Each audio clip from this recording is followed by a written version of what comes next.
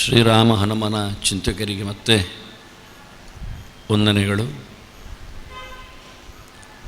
ಹರೇ ರಾಮ ರಾಮ ರಾಮ ಹರೇ ಹರೇ, ಹರೇ ಕೃಷ್ಣ ಕೃಷ್ಣ ಕೃಷ್ಣ ಹರೇ ಹರೇ, ಹರೇ ರಾಮ ರಾಮ ರಾಮ ಹರೇ ಹರೇ, ಹರೇ ಕೃಷ್ಣ ಕೃಷ್ಣ ಕೃಷ್ಣ ಹರೇ ಹರೇ.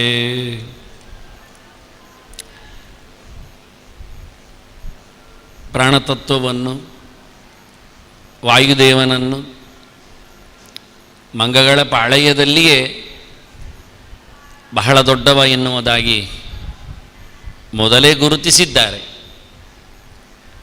ನಿನ್ನೆ ಹಾರುವಾಗ ಅವರ ಪರಿಚಯದಲ್ಲಿ ಯಾರಿಗೂ ಆಗಿಲ್ಲ ಮತ್ತೆ ಗುರಿ ತಲುಪಿಸಲಿಕ್ಕೆ, ಅಲ್ಲಿನ ಕಾರ್ಯವನ್ನು ನಡೆಸಿಕೊಡಲಿಕ್ಕೆ ಎನ್ನುವ ಪ್ರತಿಯೊಬ್ಬನೂ ಮಂಗ ತಾನು ಅಸಮರ್ಥ ಅಂತ ತಿಳ್ಕೊಂಡಿದ್ದನ್ನು ನಾವು ನೋಡಿದ್ದೆವು. ಹೊರಡುವ ಮುಂಚೆ ಸುಗ್ರೀವ ಹೇಳಿದ್ದ ಹನುಮ ನಿಂತನಿಗೆ, ನ ಭೂಮೌ ನ ಅಂತರಿಕ್ಷೇವ ನಾಂಬರೆ ನ ಅಮರಾಲಯೇ ನಾಪ್ಸುವ ಗತಿ ಭಂಗಂತೆ ಪಶ್ಯಾಮಿ ಹರಿಪುಂಗವ. ಅಲ್ಲಿಯೂ ಕರೆದದ್ದವನ ಹರಿಪುಂಗ ಅಂತಲೇ, ಕಪಿ ಅಂತ ಕರೀಲಿಲ್ಲ. ಮಂಗಗಳನ್ನು ಕಪಿ ಅಂತ ಕರೆಯುವುದಿಲ್ಲ ಅಂತ ಕಾಣ್ತದೆ. ಸ್ವಲ್ಪ ಸಣ್ಣ ವಿಷಯ ಆಗ್ತದೆ ಅಂತ ಮಂಗ ಅಂತ ಹೇಳಿದರೆ ಇವತ್ತು ಎಲ್ಲರನ್ನು ತಮಾಷೆ ಮಾಡಲಿಕ್ಕೆ ಒಳ್ಳೆಯವನನ್ನು ಮಂಗ ಹೇಳುವುದಿಲ್ಲ. ನಿಜವಾಗಿ ಸಂಸ್ಕೃತದಲ್ಲಿ ಮಂಗ ಅಂದರೆ ಒಳ್ಳೆಯವ ಅಂತ ಅರ್ಥ. ಮಗಿಗತವು ಅಂತ ಧಾತು, ಒಳ್ಳೆ ತಿಳಿದಿದ್ದಾನೆ ಅಂತ ಅರ್ಥ. ಚೆನ್ನಾಗಿ ಶಾಸ್ತ್ರಗಳಲ್ಲೆಲ್ಲ ಹಾರಾಡ್ತಾನೆ ಅಂತ ಅರ್ಥ. ಗೆಲ್ಲಿಂದ ಗೆಲ್ಲಿಗೆ, ಪುಟದಿಂದ ಪುಟಕ್ಕೆ, ಮಾತಿನಿಂದ ಮಾತಿಗೆ ಅಂತ ಅರ್ಥ. ಆದರೆ ಅಷ್ಟು ಎತ್ತರದ ಅರ್ಥದಲ್ಲಿ ಅವ ಅರ್ಥ ಮಾಡಿಕೊಳ್ಳದೇ ಇರೋದ್ರಿಂದ ಹೇಳುವವನಿಗೆ ಅಷ್ಟು ಅರ್ಥ ಗೊತ್ತಿಲ್ಲಲ್ಲ. ಹೀಗಾಗಿ ಹರಿಪುಂಗವ ಅಂತಲೇ ಪರಮಾತ್ಮನಿಂದ ಶ್ರೈಷ್ಠ್ಯವನ್ನು ಪಡೆದವ, ಎತ್ತರವನ್ನು ಹೊಂದಿದವ, ಮೊದಲ ಪ್ರತಿಬಿಂಬನಾಗಿ ದೇವರ ಹಾಗೆ ಕಾಣುವವ ಅಂತ ಅರ್ಥ. ನಿನಗೆ ಎಲ್ಲಿಯೂ ವಿರೋಧವೇ ಇಲ್ಲ ನಡೆದಾಡಲಿಕ್ಕೆ, ಹಾರಾಡಿಕೊಂಡು ಹೋಗಲಿಕ್ಕೆ. ಯಾವ ಪ್ರದೇಶದಲ್ಲಿಯೂ ನಿನಗೆ ಪೂರ್ಣವಾದಂತಹ ಯೋಗ್ಯತೆ, ಪ್ರವೇಶ ಯೋಗ್ಯತೆ ಇದೆ ಅಂತ ಸುಗ್ರೀವನೇ ಹೇಳಿದ್ದ ಹನುಮಂತನಿಗೆ. ಅಂತ ಹನುಮಂತನ ಎಲ್ಲರೊಳಗೆ ಎಲ್ಲವನ್ನು ನಡೆಸಿಕೊಡುವವನ ಚಿಂತನೆಯ ಜೊತೆಯಲ್ಲಿ ಸೀತೆ ಕಂಡ ಹನುಮ. ನಾವು ಹನುಮಂತನನ್ನು ಎಲ್ಲಿ ನೋಡಬೇಕು ಅಂದರೆ, ಒಂದೋ ಸೀತೆ ಪಕ್ಕದಲ್ಲಿ, ಇಲ್ಲ ರಾಮನ ಚರಣದಲ್ಲಿ, ಇಲ್ಲ ಸುಗ್ರೀವ ರಾಜ್ಯದಲ್ಲಿ. ಸುಗ್ರೀವ ರಾಜ್ಯದಲ್ಲಿ ಹೆಚ್ಚು ಸಿಗುವುದಿಲ್ಲವ ನಮಗೆ. ಹಾಗಾಗಿ ನಮಗೆ ರಾಮನಿಂದ ಸೀತೆಯೆಡೆಗೆ ಬರುವ, ಸೀತೆಯಿಂದ ರಾಮನೆಡೆಗೆ ತೆರಳುವ, ಹಾರುವ ಹನುಮಂತ ಬೇಕು.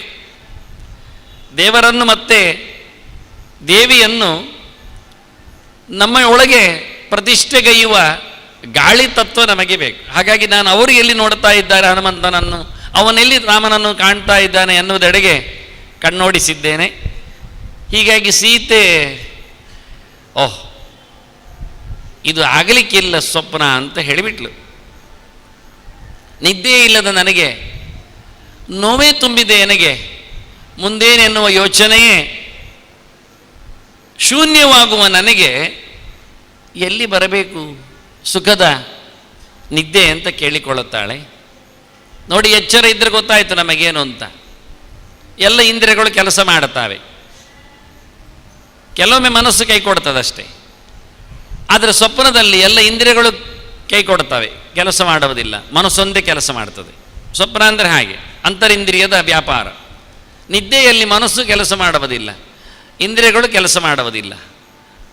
ದೇಹದಲ್ಲಿ ಒಂದೇ ಸಮನೆ ಉಸಿರೊಂದು ನಡೀತಾ ಇರ್ತದೆ. ಅದು ಪ್ರಾಣನ ವೈಶಿಷ್ಟ್ಯ, ಇವನದ್ದಲ್ಲ, ಜೀವನದ್ದಲ್ಲ. ದೇವರ ಸೇವೆ ಮಾಡಲಿಕ್ಕೆ ಒಬ್ಬ ಅಲ್ಲಿ ಇರುತ್ತಾನೆ. ಇಲ್ಲಾದರೆ ನಾವು ಒಂದು ರೀತಿಯಿಂದ ಹೆಣದ ಹಾಗೆ ನಿದ್ದೆ ಹೊತ್ತು ಅಂದರೆ. ಸ್ವಪ್ನದಲ್ಲಿ ಅಲುಗಾಟ ಇದೆ, ಚೀರಾಟ ಇರ್ತದೆ, ಆದರೆ ನಿದ್ದೆಯಲ್ಲಿ ಹಾಗಿಲ್ಲ. ಹಾಗಾದರೆ ಇದೇನು ಹಂತ? ಇದು ಒಂದು ಇರಬೇಕು ಅಂತಾಳೆ ಅವಳು. ಎಚ್ಚರ ಇದೆ, ಆದರೆ ಮನಸ್ಸಿನಲ್ಲಿ ನಿದ್ದೆ ಹಾಗೆ ಇರ್ತದೆ, ಸ್ವಪ್ನದಾಗಿ ಕಾಣುತ್ತದೆ. ಇದನ್ನು ಹಗಲು ಕನಸು ಅಂತ ಕೆಲವರು ಕರೀತಾರೆ. ನಿದ್ದೆ ಮಾಡಲಿಲ್ಲ, ಹಗಲಿನ ಹೊತ್ತಿಗೆ ಎಲ್ಲಿಯೋ ಶೂನ್ಯದೆಡೆಗೆ ದೃಷ್ಟಿ ಹಾಯಿಸ್ತಾ ತನ್ನದೇ ಆದ ಯೋಚನೆಗಳನ್ನು ಬಿಸಾಡ್ತಾ ಇರ್ತಾನೆ. ಆಗ ಅವನಿಗೆ ಯಾರೋ ಬಂದ ಹಾಗೆ, ಏನು ಕೇಳಿದ ಹಾಗೆ, ಏನು ಹೇಳಿದ ಹಾಗೆ, ಅವನಿಗೆ ಕೆಲವೊಮ್ಮೆ ಶೂನ್ಯದೆಡೆಗೆ ತನ್ನ ವ್ಯಾಪಾರಗಳನ್ನು ನಡೆಸ್ತಾ ಇರ್ತಾನೆ. ಅತ್ತಿತ್ತ ನೋಡಿಕೊಂಡವರು ಹೇಳಿದ್ರೆ ನೀವು ಸ್ವಲ್ಪ ಹುಚ್ಚ ಇರಬೇಕು ಅಂತ ಹೇಳ್ತಾನೆ. ಹಾಗಿರ್ತದೆ.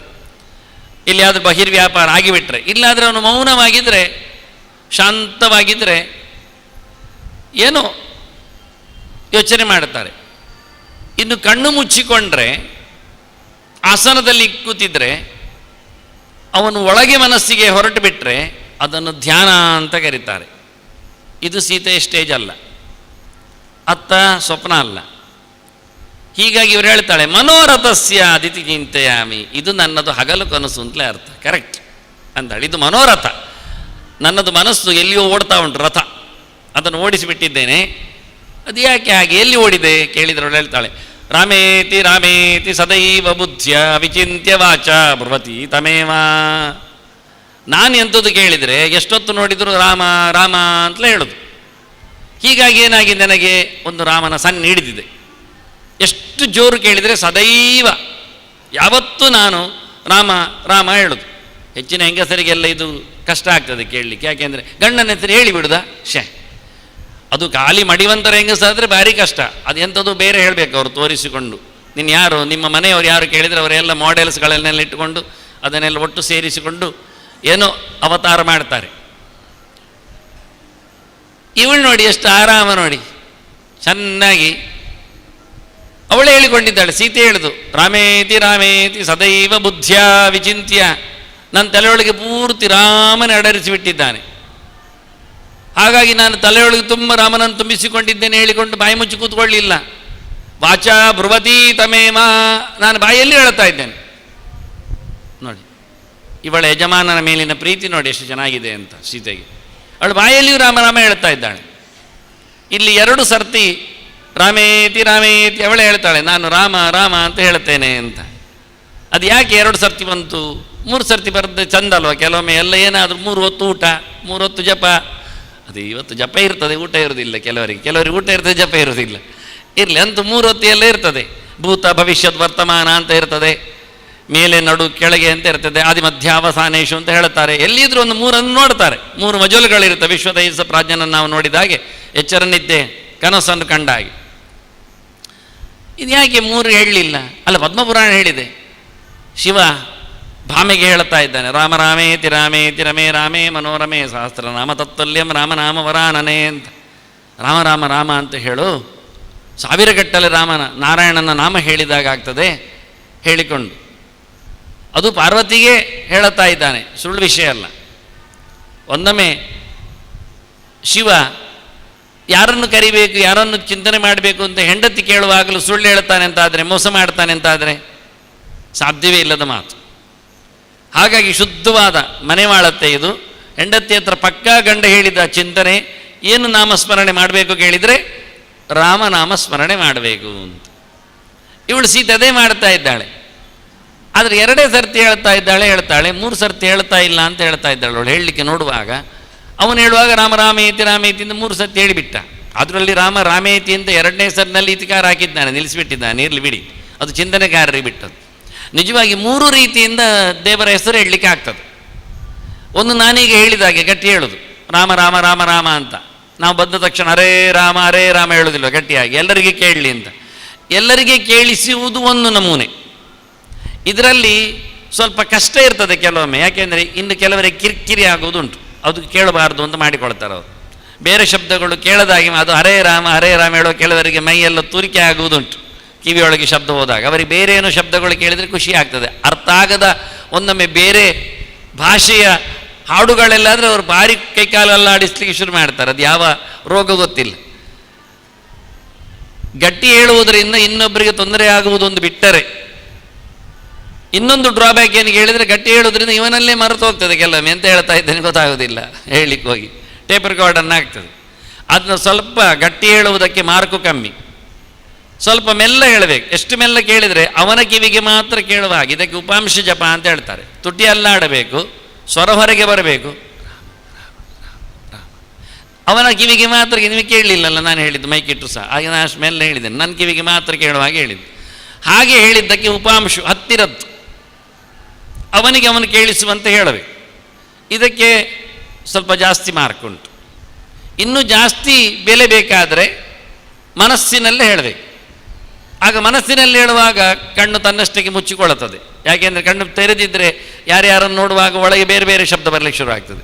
ಅದನ್ನೇ ದೇವರನ್ನೇ ಯೋಚನೆ ಮಾಡುವ ಮೂಲಕ ಮನಸ್ಸಿನಲ್ಲೇ ಹೇಳುತ್ತಾನೆ, ಆಗ ತುಟಿಯು ಮುಚ್ಚಿಕೊಳ್ಳುತ್ತದೆ. ಮೌನ ಪ್ರಾರ್ಥನೆ ಇದ್ದಾಗೆ. ಹಾಗೆ ಮೌನದಲ್ಲಿ ಭಗವಂತನ ನಾಮಸ್ಮರಣೆ ಅದು ಬಹಳ ಚಂದ, ಅದಕ್ಕೆ ತುಂಬ ಮಾರ್ಕ್. ಆದರೆ ಅದು ಬಹಳ ಡೇಂಜರ್. ಯಾಕೆ ಕಣ್ಣು ಮುಚ್ಚಿಕೊಂಡಾಗ ಅಲ್ಲಿಗೆ ನಿದ್ದೆಯೂ ಬಂದು ಹೋಗ್ತದೆ. ಅದು ಬೆನ್ನಿಗೆ ಹೊರಗಲಿಕ್ಕೆಲ್ಲ ಚೆನ್ನಾಗಿದ್ದರೆ, ಯಾರು ಬೇರೆ ನೋಡೋರಿಲ್ಲ ಅಂತಾದರೆ ಫ್ಯಾನು ಹಾಕಿಬಿಟ್ರೆ ದೇವರ ಕೋಣೆಯಲ್ಲಿ ದೇವರು ಮಾತಾಡೋದಿಲ್ಲ, ಅವನು ಮಾತಾಡೋದಿಲ್ಲ, ಮನೆ ಚೆನ್ನಾಗಿರ್ತದೆ. ಆದ್ದರಿಂದ ಮೌನದ ಜಪಕ್ಕಿಂತ ಉಪಾಂಶ ಜಪಕ್ಕೆ ಬೆಲೆ ಜಾಸ್ತಿ. ಅಂದರೆ ಪ್ರಾಕ್ಟಿಕಲಿ ಅವನಿಗಾದರೂ ಕೇಳುವಾಗ ಹೇಳ್ತಾ ಇದ್ದರೆ ಸ್ವಲ್ಪ ಎಚ್ಚರ ಆದರೂ ಅವನಿರ್ತಾನೆ, ಮೆಲ್ಲ ಅದರಿಂದ ಅವನು ಮಾತ್ರನಾದ್ರಿಂದ ಚೆನ್ನಾಗಿರ್ತದೆ. ಹೀಗಾಗಿ ಇವಳು ರಾಕ್ಷಸೀರಿಯ ಸುತ್ತ ಇರಲಿಕ್ಕೆ ಹೋಗಿ ಗಟ್ಟಿ ಹೇಳೋದಿಲ್ಲ, ಅವ್ರು ಕೋಲಿ ಹಿಡಿತಾನೆ ಮತ್ತೆ. ಆದ್ದರಿಂದ ಇವಳು ಉಪಾಂಶ ಜಪ ಮಾಡ್ತಾಳೆ, ಇಲ್ಲ ಮೌನದಲ್ಲಿ ಮಾಡ್ತಾಳೆ. ಅದನ್ನ ಕೆಲವೊಮ್ಮೆ ಬಾಯಿ ಮುಚ್ಚಿ ಹೇಳ್ತಾಳೆ, ಕೆಲವೊಮ್ಮೆ ಬಾಯಿ ತೆರೆದು ತನಗೆ ಮಾತ್ರ ಕೇಳುವಾಗೆ ರಾಮ ರಾಮ ರಾಮ ಅಷ್ಟೇ ಹೇಳ್ತಾಳೆ ಅವಳು. ಹೀಗಾಗಿ ತಾನು ಮಾಡುತ್ತಿರುವ ಪ್ರಾಯೋಗಿಕವಾದ ಒಂದು ಜಪದ ಚಿಂತನೆಯನ್ನು ಬಹಳ ಸುಂದರವಾಗಿ ಸೀತೆ ಬಿಚ್ಚಿಟ್ಟಿದ್ದಾಳೆ. ಇದನ್ನೆಲ್ಲ ವಾಲ್ಮೀಕಿಗಳು ಗಮನಿಸುವ ರೀತಿಯಾಗಿ ರಾಮೇತಿ ರಾಮೇತಿ ಸದೈವ. ಅದಕ್ಕೆ ಪರ್ವಕಾಲ ಮಾತ್ರ, ಸಂಕ್ರಾಂತಿಯಂದು ಮಾತ್ರ ಜಪ ಮಾಡಲಿಕ್ಕೆ ಅಂತ ಇಲ್ಲ. ಹುಟ್ಟಿದಬ್ಬ ದಿನ ಮಾತ್ರ ಜಪ ಮಾಡೋದು, ಆವತ್ತು ದೇವಸ್ಥಾನಕ್ಕೆ ಹೋಗೋದು, ಮತ್ತೆಲ್ಲ ದಿವಸ ಬಾರಿಗೆ ಹೋಗ್ತಾನವ. ಅದು ಪ್ರಯೋಜನ ಆಗಲಿಲ್ಲ ಅಂದರೆ ಸದೈವ ಅಂತಾರೆ. ಜಪ ಮಾಡಲಿಕ್ಕೆ ಆ ದಿನ ಈ ದಿನ ಅಂತೆಲ್ಲ ಮುಹೂರ್ತ ಮತ್ತೊಂದು ರಾಹುಕಾಲ ಎಲ್ಲ ನೋಡಲಿಕ್ಕಿಲ್ಲ. ಯಾವಾಗಲೂ ಮಾಡೋದೆ ಪುರುಸೋತಾದಾಗೆಲ್ಲ, ಮನಸ್ಸಾದಾಗೆಲ್ಲ, ಫ್ರೀ ಆದಾಗೆಲ್ಲ ರಾಮನಾಮ ಸ್ಮರಣೆಗೆ ಯಾವುದೇ ರೀತಿಯಾದ ಮಡಿವಂತಿಗೆ ಇಲ್ಲ, ಬೇಲಿ ಹಾಕಲಿಕ್ಕಿಲ್ಲ, ಚೌಕಟ್ಟು ಮೀರಿ. ನೋಡಿ, ಸೀತೆ ರಾಕ್ಷಸಿಯ ಪಾಳಯದಲ್ಲಿದ್ದಾಳೆ. ಟೋಟಲಿ ಅದು ಪರಿಸರ ಎನ್ನುವುದು ರಕ್ಕಸರದ್ದೇ. ಹಾಗಾದರೂ ವಾತಾವರಣ ಚೆನ್ನಾಗಿಲ್ಲ, ಇದು ಫಾರಿನ್ ಆಗಿಬಿಟ್ಟಿದೆ, ಆದ್ದರಿಂದ ಇಲ್ಲಿ ಜಪ ಮಾಡಲಿಕ್ಕಿಲ್ಲ, ಹೇಳಲಿಕ್ಕಿಲ್ಲ. ಅಲ್ಲಿ ಜಾಸ್ತಿ ಮಾಡಲಿಕ್ಕೆ, ಯಾಕೆಂದರೆ ಆ ತೊಂದರೆಯಿಂದ ಹೊರಗೆ ಬರಬೇಕಲ್ಲ ರಾಕ್ಷಸರಿಂದ. ಆದ್ದರಿಂದ ಹೆಚ್ಚು ಜಪ ಮಾಡಬೇಕಾಗತ್ತೆ ಅಲ್ಲಿ. ಅಂಥ ಸಂದರ್ಭದಲ್ಲಿ ತೊಂದರೆ ಬಂದಾಗ ಜೋರು ಕರಿಬೇಕಾಗ್ತದೆ. ನೋಡಿ, ಸೀತೆ ಇವಳು ದ್ರೌಪದಿ ಸೀರೆ ಎಳೆದಾಗ ಹಾ ಕೃಷ್ಣ ದ್ವಾರಕಾವಾಸಿನ್ ಕಾಸಿಯಾದವ ನಂದನ ಅಂತ ಎಲ್ಲರೂ ಕೇಳುವಾಗ ಹೇಳಿಬಿಟ್ಟಿದ್ದಾಳೆ. ಓ, ಇವಳು ಕೃಷ್ಣನನ್ನು ಕರೆದಿದ್ದಾಳೆ ಅಂತ ಎಲ್ಲರಿಗೂ ಗೊತ್ತಾಗಿಬಿಟ್ಟಿದೆ. ಹಾಗೆ ಬಹಳ ಶುದ್ಧವಾಗಿ ಮನಸಾರೆ ಭಗವಂತನನ್ನು ನಿರಂತರ ಕರಿತಾ ಇದ್ದೇನೆ ಹೇಳ್ತಾಳೆ. ವಿಚಿಂತ್ಯ ಬುದ್ಧಿಯ, ತುಂಬ ಅರ್ಥಾನುಸಂಧಾನಪೂರ್ವಕವಾಗಿ ರಾಮನ ಎತ್ತರವನ್ನು ಯೋಚಿಸುತ್ತಾ, ವಾಚ ಹಾಗೆ ಮಾತಿನಲ್ಲಿಯೂ ಸಹ ದಿನಾ ಹೇಳ್ತಾ ಇದ್ದೇನೆ ಅಂತ. ಕೃತಿ ಅಂದರೆ ಒಂದು ಮಾತು ಮತ್ತೊಂದು ಮನಸ್ಸು. ಜಪಕ್ಕೆ ಬೇಕಾಗಿರತಕ್ಕ ಪ್ರಧಾನವಾದ ಎರಡು ಸ್ವತ್ತುಗಳು. ಹಾಗಾಗಿ ಮಾತು ಮತ್ತು ಮನಸ್ಸು ಒಂದು ದೃಷ್ಟಿಯಿಂದ ಬಹಳ ಸುಂದರವಾಗಿ ಮನದ ಮಾತಾಗಿ ಮಂತ್ರ ಜಪವನ್ನು ಮಾಡ್ತಾ ಇದ್ದಾಳೆ ಇವಳು. ಹಾಗಾಗಿ ಎರಡನ್ನು ಉಲ್ಲೇಖ ಮಾಡಿ. ರಾಮಶಬ್ದಕ್ಕೆ ನಿಜವಾಗಿ ಎರಡು ರೀತಿಯ ಅರ್ಥ ಇದೆ, ಮುಖ್ಯವಾದದ್ದು. ಇದನ್ನು ಬೇರೆ ರಾಮಾಯಣಗಳು ಗುರುತಿಸಿಬಿಟ್ಟಿವೆ. ಅಪದಾಂ ಅಪಹರ್ತಾರಂ ದಾತಾರಂ ಸರ್ವಸಂಪದಾಂ ಅಂತ.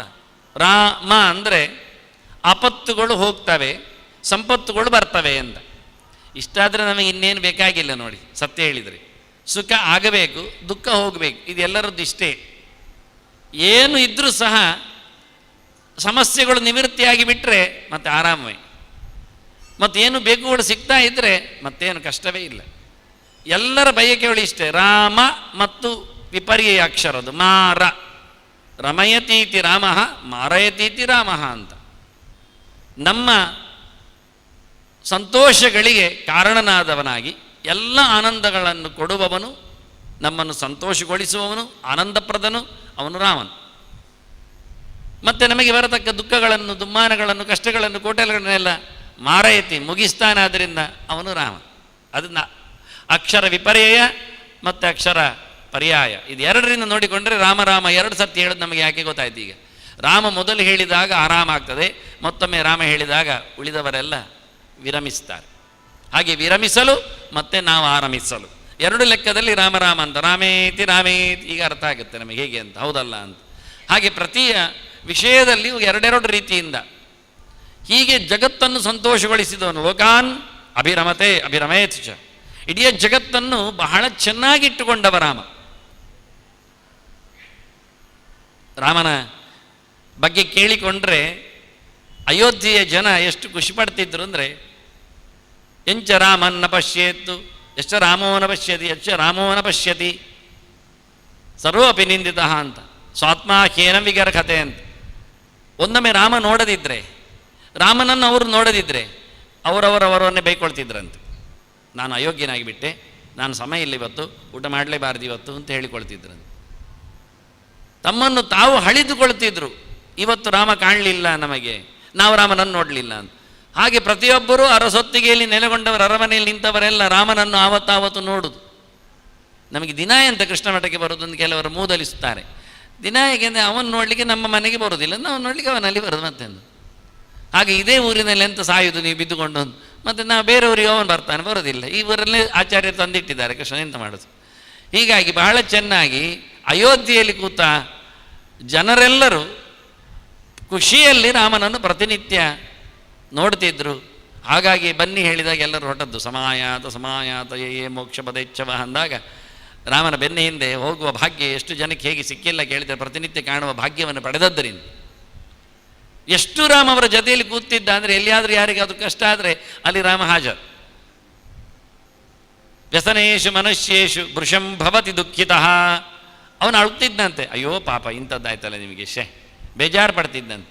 ಉತ್ಸವೇಶು ತು ಸರ್ವೇಶು ಪಿತೇವ ಪರಿತುಷ್ಯತಿ. ಯಾರಿಗಾದ್ರೆ ಏನಾದರೂ ಖುಷಿ ಆದರೆ ಅದು ರಾಮನಿಗೆ ಖುಷಿಯಾದಂತೆ ಅಂತ. ಅವರ ಮನೆಯಲ್ಲಿ ಹುಟ್ಟು ಹಬ್ಬ, ಇವನೇ ಖುಷಿ ಪಡ್ತಿದ್ದಂತೆ.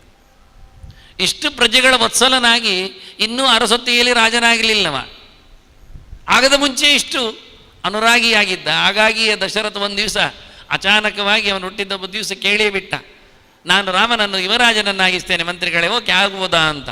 ಮಂತ್ರಿಗಳೆಲ್ಲ ಜೈ ಅಂದ್ಬಿಟ್ರು, ಜೈ ಶ್ರೀರಾಮ್ ಹೇಳಿದರು. ದಶರಥ ಕೇಳ್ತಾನೆ, ನಾನು 60,000 ವರ್ಷಗಳ ಕಾಲ ಈ ಬಿಳಿಗೊಡೆಯ ಅಡಿಯಲ್ಲಿ ಭಾಳ ಚೆನ್ನಾಗಿ ಬಿಳಿಗಡ್ಡ ಆಗುವವರೆಗೆ ನಿಮ್ಮನ್ನು ಚೆನ್ನಾಗಿ ನೋಡಿಕೊಂಡದ್ದು ನಿಮಗೆ ಬೋರ ಆಯ್ತಾಗ ಹೇಳಿದಂತೆ. ಬೋರ ಆಗಲಿಲ್ಲ, ಮತ್ತು ರಾಮನ ಆಳ್ವಿಕೆಯಲ್ಲಿ ನಮಗೊಮ್ಮೆ ಜಸ್ಸಾಗಬೇಕು ಅಂತ ಉಂಟು. ಹಾಗೇನು ಅಂದ್ರಂತೆ. ಹಾಗೆ ರಾಮ ಕೂತ್ಕೊಳ್ಬೇಕು, ಎಳೆಯ ರಾಮ ನಮಗೆ ಅರಸ ಅಂತ ಅಂದುಕೊಂಡಾಗ, ದೊರೆ ಆದಾಗ ನಾವೆಷ್ಟು ಸಂಭ್ರಮಿಸಬಹುದು ಅಂತ ಯೋಚನೆ ಮಾಡ್ತಾ ಇದ್ದದಕ್ಕೆ ಆಗಲಿ ಅಂದಿವು ಅಂತ ಹೇಳಿಕೊಂಡು, ಅಷ್ಟು ಎಳೆವೆಯಲ್ಲಿ 60,000 ವರ್ಷದ ದಶರಥನ ರಾಜ್ಯಭಾರ ಹೇಗೆ ನೋಡಿ. ವಸಿಷ್ಠರಂಥ ಪುರೋಹಿತರೊಂದಿಗೆ ಸುಮಂತ್ ಮುಂತಾದಂತಹ ಮಂತ್ರಿಗಳ ಮಾಗಧರ ಗಡಸುತನದೊಂದಿಗೆ ಅವನ ರಾಜ್ಯಭಾರ ಇತ್ತು. ಇವತ್ತಿನವರೆಗೂ ರಾಮೋ ರಾಮೋ ರಾಮ ಇತಿ ಸರ್ವೇಷಾಂ ಅಭವನ್ ಕಥಾ ರಾಮೇ ರಾಜ್ಯಂ ಪ್ರಶಾಸತಿ. ರಾಮ ರಾಜ್ಯಭಾರ ಮಾಡ್ತಿರುವಾಗ ಎಲ್ಲರ ಮನೆಯಲ್ಲಿ ರಾಮ ರಾಮ ರಾಮನೇ ಸುದ್ದಿ ಅಂತ. ಈಗಾಗಲೇ ರಾಮನನ್ನು ಕಾಡಿಗೆ ಕಳುಹಿಸಿದಾಗ ಯಾವೊಬ್ಬ ಪ್ರಜೆಗೂ ಇಷ್ಟ ಆಗಲಿಲ್ಲ. ಆಹಾರೇವ ವಿಹಾರೇವ ನ ಕಶ್ಚಿದ ಕರೋನ್ಮನಃ. ಯಾರು ಊಟ ಮಾಡಲಿಲ್ಲಂತೆ ಆವತ್ತು, ಯಾರು ಆಫೀಸಿಗೆ ಹೋಗಲಿಲ್ಲ, ಯಾರೇನು ಕೆಲಸ ಮಾಡಲಿಲ್ಲ, ಯಾರೂ ನೆಮ್ಮದಿಯಲ್ಲಿ ಇರಲಿಲ್ಲ. ಯಾರೊಬ್ಬನೂ ರಾಮ ಕಾಡಿಗೆ ಹೋಗ್ತಾನೆ ಅಂದಾಗ ಪೆಚ್ಚು ಮೋರೆ ಹಾಕಿಕೊಂಡು ಅತ್ತ ಹೋಗುವಾಗಿಲ್ಲ ಅವನ ಬೆನ್ನ ಹಿಂದೆ, ಇತ್ತ ಇರುವಂತಿಲ್ಲ. ಬಹಳಷ್ಟು ಕಷ್ಟದಲ್ಲಿ ಕೂದುಬಿಟ್ರು ಅವರು. ಸರ್ವಂ ಪರಿತ್ಯಜ್ಯ ರಾಮಮೇವ ಅನ್ವ ಚಿಂತೆಯನ್. ಯಾವ ಕೆಲಸವನ್ನು ಯಾರೂ ಮಾಡಲಿಲ್ಲ, ಎಂಥದ್ದು ಮಾಡಲಿಲ್ಲ. ನಾಗರಿಗೆ ಹೋತ್ರಾಣಿವು ಅಂತ ಅಗ್ನಿಹೋತ್ರ ಆಗಲಿಲ್ಲ, ಯಜ್ಞಯಾಗಗಳನ್ನು ಮಾಡಲಿಕ್ಕೆ ಹೋಗಲಿಲ್ಲ, ನಿತ್ಯ ಮಾಡುವುದನ್ನೇ. ಊಟಕ್ಕೆ ಅಗ್ನಿಯ ಮನೆಯಲ್ಲಿ ಅರಳಲಿಲ್ಲ, ಯಾರಿಗೇನೂ ಇಲ್ಲ. ಸ್ಟ್ರೈಕ್, ಹರತಾಳ ಬಂದ್, ಸ್ವಯಂ ಘೋಷಿತ, ಪ್ರತಿಯೊಬ್ಬರಲ್ಲಿ ಗಲಾಟೆ ಮಾಡಲಿಕ್ಕೆ ಇಲ್ಲ, ಏನಿಲ್ಲ. ಪುತ್ರಂ ಪ್ರಥಮಜಂ ದೃಷ್ಟ ಜನನೀನಾಭ್ಯನಂದತ. ಚೊಚ್ಚಲ ಪ್ರಸವ ಆಗಿದೆ ಹೆಣ್ಮಗಳಿಗೆ, ಗಂಡು ಮಗುವನ್ನು ಹೆತ್ತಿದ್ದಾಳೆ. ಬೇಸರ ಪಟ್ಟುಕೊಂಡ್ಳು ಅವಳು ಇಷ್ಟಪಟ್ಟಿಲ್ಲ. 10 ತಿಂಗಳಿಂದ ಕಾಯ್ತಾ ಇರತಕ್ಕಂಥ ತನ್ನ ಮೊದಲ ಮಗು ಹೊರಗೆ ಬಂದಾಗ, ಏನು ಮುದ್ದು ಬಂಗಾರ ಅಂತ ಹೇಳೋ ಬದಲಿಗೆ ಆ ಮಗುವನ್ನು ನೋಡಿ, ನಿನ್ನ ದುರ್ದೈವ, ನನ್ನ ರಾಮ ಇವತ್ತು ಕಾಡಿಗೆ ಹೋಗ್ತಾ ಇದ್ದಾರೆ, ನೀನು ಹುಟ್ಟುವ ಕೆಟ್ಟ ಗಳಿಗೆಯಲ್ಲಿ ಅಂತ ಅತ್ತುಕೊಂಡ್ಳು, ಕೂಗಿಕೊಂಡ್ಳು. ಪುತ್ರಂ ಪ್ರಥಮಜಂ ದೃಷ್ಟ ಜನನಿ ನಾಭ್ಯನಂದತ. ನನ್ನ ರಾಮ ಕಾಡಿಗೆ ಹೋಗ್ತಾನೆ ಹೇಳ್ತಾನೆ, ನನ್ನ ಮಗು ಹುಟ್ಟಿದ್ದು ಅಂತ ಹೇಳ್ತಾ ಇಲ್ಲ ಅವಳು. ಅಷ್ಟು ಆತ್ಮೀಯವಾದಂತಹ ರಾಮನ ಚರಿತೆ, ರಾಮನ ಬಗ್ಗೆ. ಹಾಗಾಗಿ ಈಕೆ ಅವಳು ಇಡೀ ಜನಸಾಮುದಾಯವನ್ನೇ 10-12 ವರ್ಷಗಳ ಕಾಲ ಅಯೋಧ್ಯೆಯಲ್ಲಿ ನೋಡಿದವಳು ಸೀತೆ. ಹಾಗಾಗಿ ರಾಮೇತಿ ರಾಮೇತಿ ಸದೈವ. ಇವತ್ತು 10 ತಿಂಗಳಿಂದ ಅವಳಿಗೊಂದೇ ಒಂದು ಮಂತ್ರ ಜಪಕ್ಕೆ ಇರುವಂಥದ್ದು, ರಾಮ ಅಂತ. ಎಂದು ದುಃಖ ಪರಿಹಾರ ಆಗುತ್ತೆ? ಈ ಬಂಧ ಮೋಕ್ಷ ಎಲ್ಲಿ ಆಗ್ತದೆ? ನನಗೆಂದು ರಾಮನ ಚರಣ ಸ್ಪರ್ಶ ಮಾಡುವ ಭಾಗ್ಯ ಸಿಗುತ್ತೆ ಅಂತ ಕಾಯ್ತಾ ಇದ್ದಾಳೆ, ಹಾತೊರಿತಾ ಇದ್ದಾಳೆ. ಹಾಗೆ ನಾನು ಹೇಳ್ತಾ ಹೇಳ್ತಾ ಮನಸಾರೆ ಬಾಯಿ ತುಂಬ ಅವನ ಸ್ಮರಣೆ ಮಾಡುವ ಮೂಲಕ ನನಗೆ ಕಂಡಿರಬೇಕದು. ತಸ್ಯಾನುರೂಪಾಂಚ ಕಥಾಂ ತದರ್ಥಮೇವಂ ಪ್ರಪಶ್ಯಾಮಿ ತಥಾ ಶೃಣೋಮಿ. ಅದಕ್ಕೋಸ್ಕರವೇ ನನಗೆ ಈ ರೀತಿಯಾದ ಒಂದು ಮಂಗ ಬರುವುದು, ರಾಜ ದಶರಥೋ ನಾಮ ಅಂತ ಚರಿತೆ ಶುರು ಮಾಡುವುದು, ಆಗ ಅವರು ಕಾಡಿಗೆ ಹೋಗುವುದೆಲ್ಲ ಹೇಳಿಬಿಡುವುದು.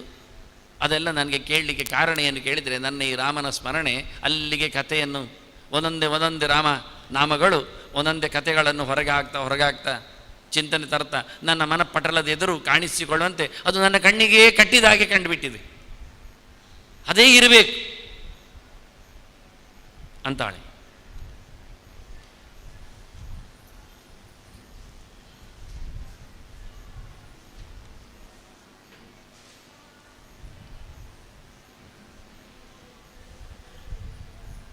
ಮನೋರಥಸ್ಯಾದಿತಿ ಚಿಂತೆಯಾಮಿ. ಇದು ನನ್ನದೇ ಏನೋ ಒಂದು ಸೃಷ್ಟಿ ಅಂತ ನಾನು ಯೋಚನೆ ಮಾಡುತ್ತೇನೆ. ತಥಾಪಿ ಬುದ್ಧಿಯಾತು ವಿತರ್ಕಯಾಮಿ. ಅಲ್ಲ, ನಾನು ಮನಸ್ಸಿನಲ್ಲಿ ಮತ್ತೆ ತರ್ಕ ಮಾಡ್ತಾ ಇದ್ದೇನೆ. ನನ್ನದೇ ಒಂದೊಮ್ಮೆ ನಾಮಸ್ಮರಣೆಯ ಔಚಿತ್ಯದೆಡೆಗೆ ನನ್ನದೇ ಕಣ್ಣು ಹಗಲು ಕನಸು ಕಾಣುತ್ತಾ ಸೃಷ್ಟಿಯನ್ನು ಮಾಡಿಕೊಂಡಿದ್ದರೆ, ಇಲ್ಲಿ ಪಕ್ಕದಲ್ಲಿ ಅವನು ಬರೋದು, ಮೇಲಿಂದ ಹಾರೋದು, ಇದು ಕಥೆಗಳಲ್ಲಿಲ್ಲದ್ದು. ಇಷ್ಟು ಕಥೆ ಗೊತ್ತಿತ್ತು. ಕಾಡಿನಲ್ಲಿ ರಾವಣ ಕದ್ದುಕೊಂಡು ಹೋಗುವವರೆಗೆ ಅವಳಿಗೆ ಕಥೆ ಬರ್ತದೆ ರಾಮನ ಕಥೆಯಲ್ಲಿ, ರಾಮನ ಚರಿತೆಯಲ್ಲಿ. ಅಲ್ಲಿಂದ ಮತ್ತೆ ಸುಗ್ರೀವನ ಸಂಬಂಧ, ಜೊತೆಯಲ್ಲಿ ವಾಲಿಯ ಸಂಹಾರ, ಅದರ ಆಚೆಗೆ ಹನುಮನ ಭೇಟಿ, ಸಮುದ್ರೋಲ್ಲಂಘನೆ, ಇವೆಲ್ಲ ರಾಮನ ಚಿಂತನೆಯಲ್ಲಿ ಬರುವುದು ಹೇಗೆ ಇವಳಿಗೆ? ಇದು ಮುಂದುವರಿದದ್ದು. ಇದು ಏನು ಅರ್ಥ ಆಗ್ತಾ ಇಲ್ಲ, ಯೋಚನೆ ಬರ್ತಾ ಇಲ್ಲ. ಕಿಂಕಾರಣ? ನನ್ನ ಈ ತರ್ಕಕ್ಕೆ ಏನಿರ್ಬೋದು ಕಾರಣ? ತಸ್ಯ ನರೂಪಮಸ್ತಿ. ಅದು ಎಂತ ಕೇಳಿದರೆ, ಹಗಲು ಕನಸಿಗೆ ರೂಪ ಕಾಣುವುದಿಲ್ಲ, ಫಾರ್ಮ್ ಇಲ್ಲ, ಫಾರ್ಮ್ಲೆಸ್. ನಾವೇ ಒಂದು ಮನಸ್ಸಿನಲ್ಲಿ ಮಾಡಿಕೊಳ್ಳುವುದು ಏನಾದರೂ. ಇದೀಗ ಪ್ರತ್ಯಕ್ಷವಾಗಿ ಕಾಣ್ತಾ ಉಂಟಂತಾದರೆ ಇದು ಮನೋರಥ ಅಲ್ಲ, ಸುವ್ಯಕ್ತ ರೂಪಶ್ಚ, ಸ್ಪಷ್ಟ ಕಾಣ್ತಾ ಇದ್ದಾನೆ. ವದತ್ತೇಯಮ್ಮಾಂ, ಇವನು ನನಗೆ ಅಡ್ರೆಸ್ ಮಾಡಿ ಹೇಳ್ತಾ ಇದ್ದಾನೆ. ಅದನ್ನು ಹೇಳುವುದು ಕಾಣ್ತದೆ, ಬಂದದ್ದು ನೋಡ್ತಾ ಇದ್ದೇನೆ. ಹಾಗಿರುವಾಗ ಖಂಡಿತವಾಗಿ ಇದು ಅಲ್ಲ, ಇದು ಸತ್ಯ, ಇದು ಸ್ಪಷ್ಟ, ಇದು ಏನೋ ನಡೀತಾ ಇದೆ. ನಮೋಸ್ತು ವಾಚಸ್ಪತಯೇ ಸವಜ್ರಣೆ ಸ್ವಯಂಭುವೆ ಚೈವ ಹುತಾಶನಾಯ. ಅವಳು ನಮಸ್ಕಾರ ಹೇಳ್ತಾ ಇದ್ದಾಳೆ. ಮಾತಿನ ಅರಗಿಣಿಗೆ ವಂದನೆ ನನ್ನದು. ನಮೋಸ್ತು ವಾಚಸ್ಪತಯೇ. ಚಂದ ಮಾತಾಡಿದ್ದಾನೆ, ತುಂಬ ಖುಷಿಯಾಗಿದೆ. ಎಷ್ಟೋ ಸಮಯದಲ್ಲಿ ಊರಿನವರ ಮಾತು, ನಡೆ, ಭಾಷೆ, ಸ್ವಾರಸ್ಯ, ರಸ, ಸಬ್ಜೆಕ್ಟು ಎಲ್ಲ ಬಂದಿದೆ. ರಕ್ಕಸಿಯರೆಲ್ಲ ಬೊಬ್ಬೆ ಹೊಡೆಯುವುದು, ಕೀಚುವುದು, ಕಿರುಚುವುದು, ಏನೋ ಒಂದು ವಿಕಾರವಾದ ಕರಾಳವಾದ ಶಬ್ದಗಳು, ಕೊಡಿ, ಹೊಡಿ, ಬಡಿ, ಕಡಿ, ಇಂಥದ್ದೇ ಎಲ್ಲ ಬಗೆ. ಇವೆಲ್ಲ ಊರಿನವರು ಮಾತಾಡಿದಾಗೆ ಚಂದ ಕಂಡಿದೆ. ಹಾಗಾಗಿ ಮಾತಿನ ಎತ್ತರತನಕ್ಕೆ, ಅವನೊಳಗೆ ನಿಂತ ಆ ಒಂದು ದೊಡ್ಡ ಶಕ್ತಿಗೆ ನಾನು ವಂದಿಸಿದ್ದೇನೆ ಅಂತ. ಹೌದು, ಚಂದ ಮಾತಾಡಿದ್ದಾನೆ. ಮತ್ತೆ ಎಷ್ಟು ಮಾತಾಡಿದ್ದಾನೆ, ಎಷ್ಟು ನೋಡುವ, ಅದಿರಲಿ. ಅವನ ಬಗ್ಗೆ ರಾಮ ಮೊದಲು ಮಾತಾಡಿದಾಗ ಹೇಳಿದ್ದ. ಮೊದಲಿಗೆ ಭೇಟಿ, ಹನುಮ ಬಂದಿದ್ದಾನೆ, ಸುಗ್ರೀವ ಕಳಿಸಿದ್ದಾನೆ. ಯಾರೋ ಇಬ್ಬರು ಮನುಷ್ಯರು ಬಂದಿದ್ದಾರೆ ನೋಡು, ನೀನು ಹೋಗು, ಡೀಲ್ ಮಾಡಲಿಕ್ಕೆ ಆಗ್ತದೆ, ಉಳಿದವರನ್ನು ಕಳಿಸ್ಲಿಕ್ಕೆಲ್ಲ ಬರೋದಿಲ್ಲ. ಅವರ ಅಜಾನುಬಾಹುತನ ಎಲ್ಲ ನೋಡಿದಾಗ ಕ್ಷತ್ರಿಯರಾಗಿ ಗಟ್ಟಿತನ ಉಂಟು. ಇನ್ನು ಎಲ್ಲಿಯಾದರೂ ವಾಲಿಯೇ ಕಳುಹಿಸಿದ್ದರೆ ನಮ್ಮನ್ನು ಮುಗಿಸಲು, ಹಾಗಾಗಿ ಸ್ವಲ್ಪ ಜಾಗ್ರತೆ ಆದ್ದರಿಂದ ನೀನೇ ಹೋಗಬೇಕು ಅಂತ ಹನುಮಂತನನ್ನು ಕಳಿಸಿದ್ದಾನೆ. ಹನುಮಂತ ಬಂದು ಎಲ್ಲ ಹೇಳಿಕೊಂಡ ರಾಮನ ಹತ್ರ. ನಾವಿಂಥವರಿದ್ದೇವೆ, ಪೆಡು ತಿಂದು ದೂರದಲ್ಲಿ ಕೂತ 5 ಜನರಲ್ಲಿ ನಾವೊಬ್ಬ, ಅವರ ಮಂತ್ರಿ ಸುಗ್ರೀವ ಅಂತ ನಮ್ಮ ಅರಸ, ಎಲ್ಲ ಹೇಳಿಕೊಂಡೆಲ್ಲ ಚಂದ ಮಾತಾಡಿದ. ರಾಮ ಲಕ್ಷ್ಮಣನ ಹತ್ರ ಹೇಳ್ತಾನೆ, ಚಂದ ಮಾತಾಡಿದ್ದಾನಲ್ಲ ಇವ. ನಾನೃಗ್ವೇದ ವಿನೀತಸ್ಯ ನಾ ಯಜುರ್ವೇದಧಾರಿಣ ನಾ ಸಮವೇದ ವಿಶುಧ ಶಕ್ಯ ಏವಂ ಪ್ರಭಾಷಿತು. 3 ವೇದಗಳನ್ನು ಚೆನ್ನಾಗಿ ಓದದವನಿಗೆ ಹೀಗೆ ಮಾತಾಡಲಿಕ್ಕೆ ಬರುವುದಿಲ್ಲ ಅಂತ ಸರ್ಟಿಫಿಕೇಟ್ ಕೊಟ್ಟ ರಾಮ ಮೊದಲ ಬಾರಿಗೆ. ನಮಗೆ ಯಾರಾದರೂ ಸರ್ಟಿಫಿಕೇಟ್ ಕೊಟ್ಟರೆ ಹೇಗಿರ್ತದಲ್ಲ, ತ್ರಿವೇದಿಗಳು ಚತುರ್ವೇದಿಗಳು ಎಲ್ಲ ಕೊಟ್ಟು. ಅದಕ್ಕೆ ಎಂತ ಗೊತ್ತುಂಟು ಉಪಾಯ? ಋಗ್ವೇದದಲ್ಲಿರುವುದು 24 ಸಂಹಿತೆಗಳು, ಅದಕ್ಕೆ 24 ಅಕ್ಷರದ ಗಾಯತ್ರಿ ಸೆಲೆಕ್ಟ್ ಮಾಡಿದ್ದಾರೆ. ಯಜುರ್ವೇದದಲ್ಲಿ ಪ್ರಧಾನವಾಗಿರುವಂಥದ್ದು ಯಾಜುಷ ಪ್ರಕ್ರಿಯೆಗಳಲ್ಲಿ, ಹೋಮದ ವಿಧಾನಗಳಲ್ಲಿ ವ್ಯಾಹೃತಿಗಳು 3, ಅದನ್ನು ಅದರಲ್ಲಿ ಸಿಕ್ಕಿಸಿದ್ದಾರೆ. ಸಾಮವೇದದಲ್ಲಿ ಬರುವಂಥದ್ದು ಗಾನಕ್ಕೆ ಸಂಬಂಧಪಟ್ಟದ್ದು, ಮೊದಲಿದ್ದೆ ಪ್ರಣವ. ಹಾಗಾಗಿ ಓಂ ಎನ್ನುವುದು ಸಾಮದ ಪ್ರತಿನಿಧಿ, ಭೂರ್ಭುವಸ್ಸುವಹ ಅನ್ನುವುದು ಯಜುರ್ವೇದದ ಪ್ರತಿನಿಧಿ, ತತ್ಸವಿತು ಅಂತ ಶುರು ಮಾಡಿಕೊಂಡು ಪ್ರಚೋದಯಾತ್ ಅಲ್ಲಿವರೆಗಿನದ್ದು ಋಗ್ವೇದದ ಸಾರ. ಒಟ್ಟು ಸೇರಿಕೊಂಡ್ರೆ ಇದು ಪ್ರತಿಯೊಬ್ಬರಿಗೂ ಜಪಕ್ಕೆ ಕೊಟ್ಟಿರತಕ್ಕ ಮಂತ್ರ, ಸುಲಭವಾಗಿ ಅರ್ಥ ಆಯ್ತಲ್ಲ. ಅವನು ಸೂರ್ಯಮಂಡಲದ ಅಧಿದೇವನನ್ನು ಚಿಂತನೆ ಮಾಡಿಕೊಂಡವ ತನ್ನ ಅವತಾರ ರೂಪದಲ್ಲಿ, ಹನುಮಂತನ ರೂಪದಲ್ಲಿ. ಹೀಗಾಗಿ ಬಹಳ ಸ್ಪಷ್ಟವಾಗಿ ಅವನಲ್ಲಿ ಮಾತು ಬಂದಿದೆ. ನಾವು ಹನುಮಂತನ ಉಪಾಸನೆ ಮಾಡುವವರಿಗೆಲ್ಲ ಮಾತು ಚೆನ್ನಾಗಿ ಬರುತ್ತೆ. ಹೇಳ್ತಾರಲ್ಲ, ಬುದ್ಧಿ ಬಲಂ ಯಶೋ ಧೈರ್ಯಂ ನಿರ್ಭಯತ್ವಂ ಅರೋಗದಾಜಾಡ್ಯಂ ವಾಕ್ಪಟುತ್ವೇಚ ಹನುಮಸ್ಮರಣಾತ್ ಭವೇತ್ ಅಂತ. ಏನೋ ಶಬ್ದ ಬೇರೆ ಕೇಳಿರ್ಬೇಕು ನಿಮಗೆ ನಾನು ಹೇಳುವಾಗ, ಅದಿರಲಿ. ಯಾಕೆ ಅಂದರೆ ಈ ವಕ್ರತುಂಡ ಮಹಾಕಾಯ, ಬಾಲಸೂರ್ಯ ಸಮಪ್ರಭಾ ಅಂತ ಇರುವುದು. ಅದೆಷ್ಟೋ ಸರ್ತಿ ಹೇಳಿದ್ದೇನೆ ನಾನು. ವಕ್ರತುಂಡ ಮಹಾಕಾಯ, ವಾರೆ ಸೊಂಡಿಲ ದೊಡ್ಡ ದೇಹದವನೇ, ಬಾಲಸೂರ್ಯ ಸಮಪ್ರಭ, ಉದಯಿಸುವ ಸೂರ್ಯನಂತೆ ಕೆಂಪು ಮೈಯ ಬಣ್ಣದವನೇ, ರಕ್ತಾಂಬರ ರಕ್ತತನು ರಕ್ತಮಾಲ್ಯಾನುಲೇಪನ, ನಿರ್ವಿಘ್ನ ಕುರುಮೇ ದೇವ ಸರ್ವಕಾರ್ಯೇಷು ಸರ್ವದ ಉತ್ತರಾರ್ಧ ಸೇಮ್. ಅದು ಕೋಟಿ ಸೂರ್ಯ ಸಮಪ್ರಭ ಇದ್ದದ್ದು, ಅದು ಸುದರ್ಶನ ಮಹಾಜ್ವಾಲ ಕೋಟಿ ಸೂರ್ಯ ಸಮಪ್ರಭ ಅಂತ ಅದರದ್ದು ಕಸಿ ಇದಕ್ಕೆ ತಾಗಿದೆ. ಇದು ಬಾಲಸೂರ್ಯ ಹೋಗಿ ಅದು ಬಾಲ ಕಟ್ಟು ಮಾಡಿಕೊಂಡು ಕೋಟಿ ಹಾಕ್ಕೊಂಡಿದೆ. ಮನುಷ್ಯನಿಗೆ ದುಡ್ಡಿನ ಮೇಲೇ ಕಣ್ಣಲ್ಲ, ಅದರಿಂದ ಎಲ್ಲಿ ಕೋಟಿ ಸಿಗ್ತದೆ ನೋಡುದು. ಅವನಿಗೆ ಅರ್ಥ ಆಗದ್ದನ್ನಾಗಿ ಬಿಟ್ರು. ಬಾಲಸೂರ್ಯ ಅಂದರೆ ಯಾರು ಗೊತ್ತಾಗಲಿ? ಬಾಲ ಅಂದರೆ ಉದಯಿಸುವಂಥದ್ದು. ಉದ್ಯದ್ ಬಾಲ ದಿವಾಕರ ದಿದಿನಿಬಂ ದೇವಾರಿ ದರ್ಪಾಪಹಂ ಅಂತ ಹನುಮಂತನಿಗೂ ಕರೀತಾರೆ, ಕೆಂಪು ಕೆಂಪು ಕೆಂಪು ಮೈಯವ ಅಂತ. ಹಾಗಾಗಿ ಬಹಳ ಚಂದವಾದ ಶ್ಲೋಕಗಳನ್ನೆಲ್ಲ ನಾವು ತಿರುಚಿ ತಪ್ಪು ಮಾಡಿಕೊಂಡು ಹೇಳುತ್ತೇವೆ ಯಾವಾಗ, ಎಲ್ಲೆಂದರಲ್ಲಿ ಇರಲಿ. ಅದರಲ್ಲಿ ಇದು ಒಂದು, ನಮಗೆ ತಿದ್ದುವ ತೀಡುವ ಅಧಿಕಾರ ಇಲ್ಲ, ಇದ್ದಾಗ ಹೇಳಬೇಕೆನ್ನುವುದು ಆದೇಶ ವಾಸ್ತವವಾಗಿ.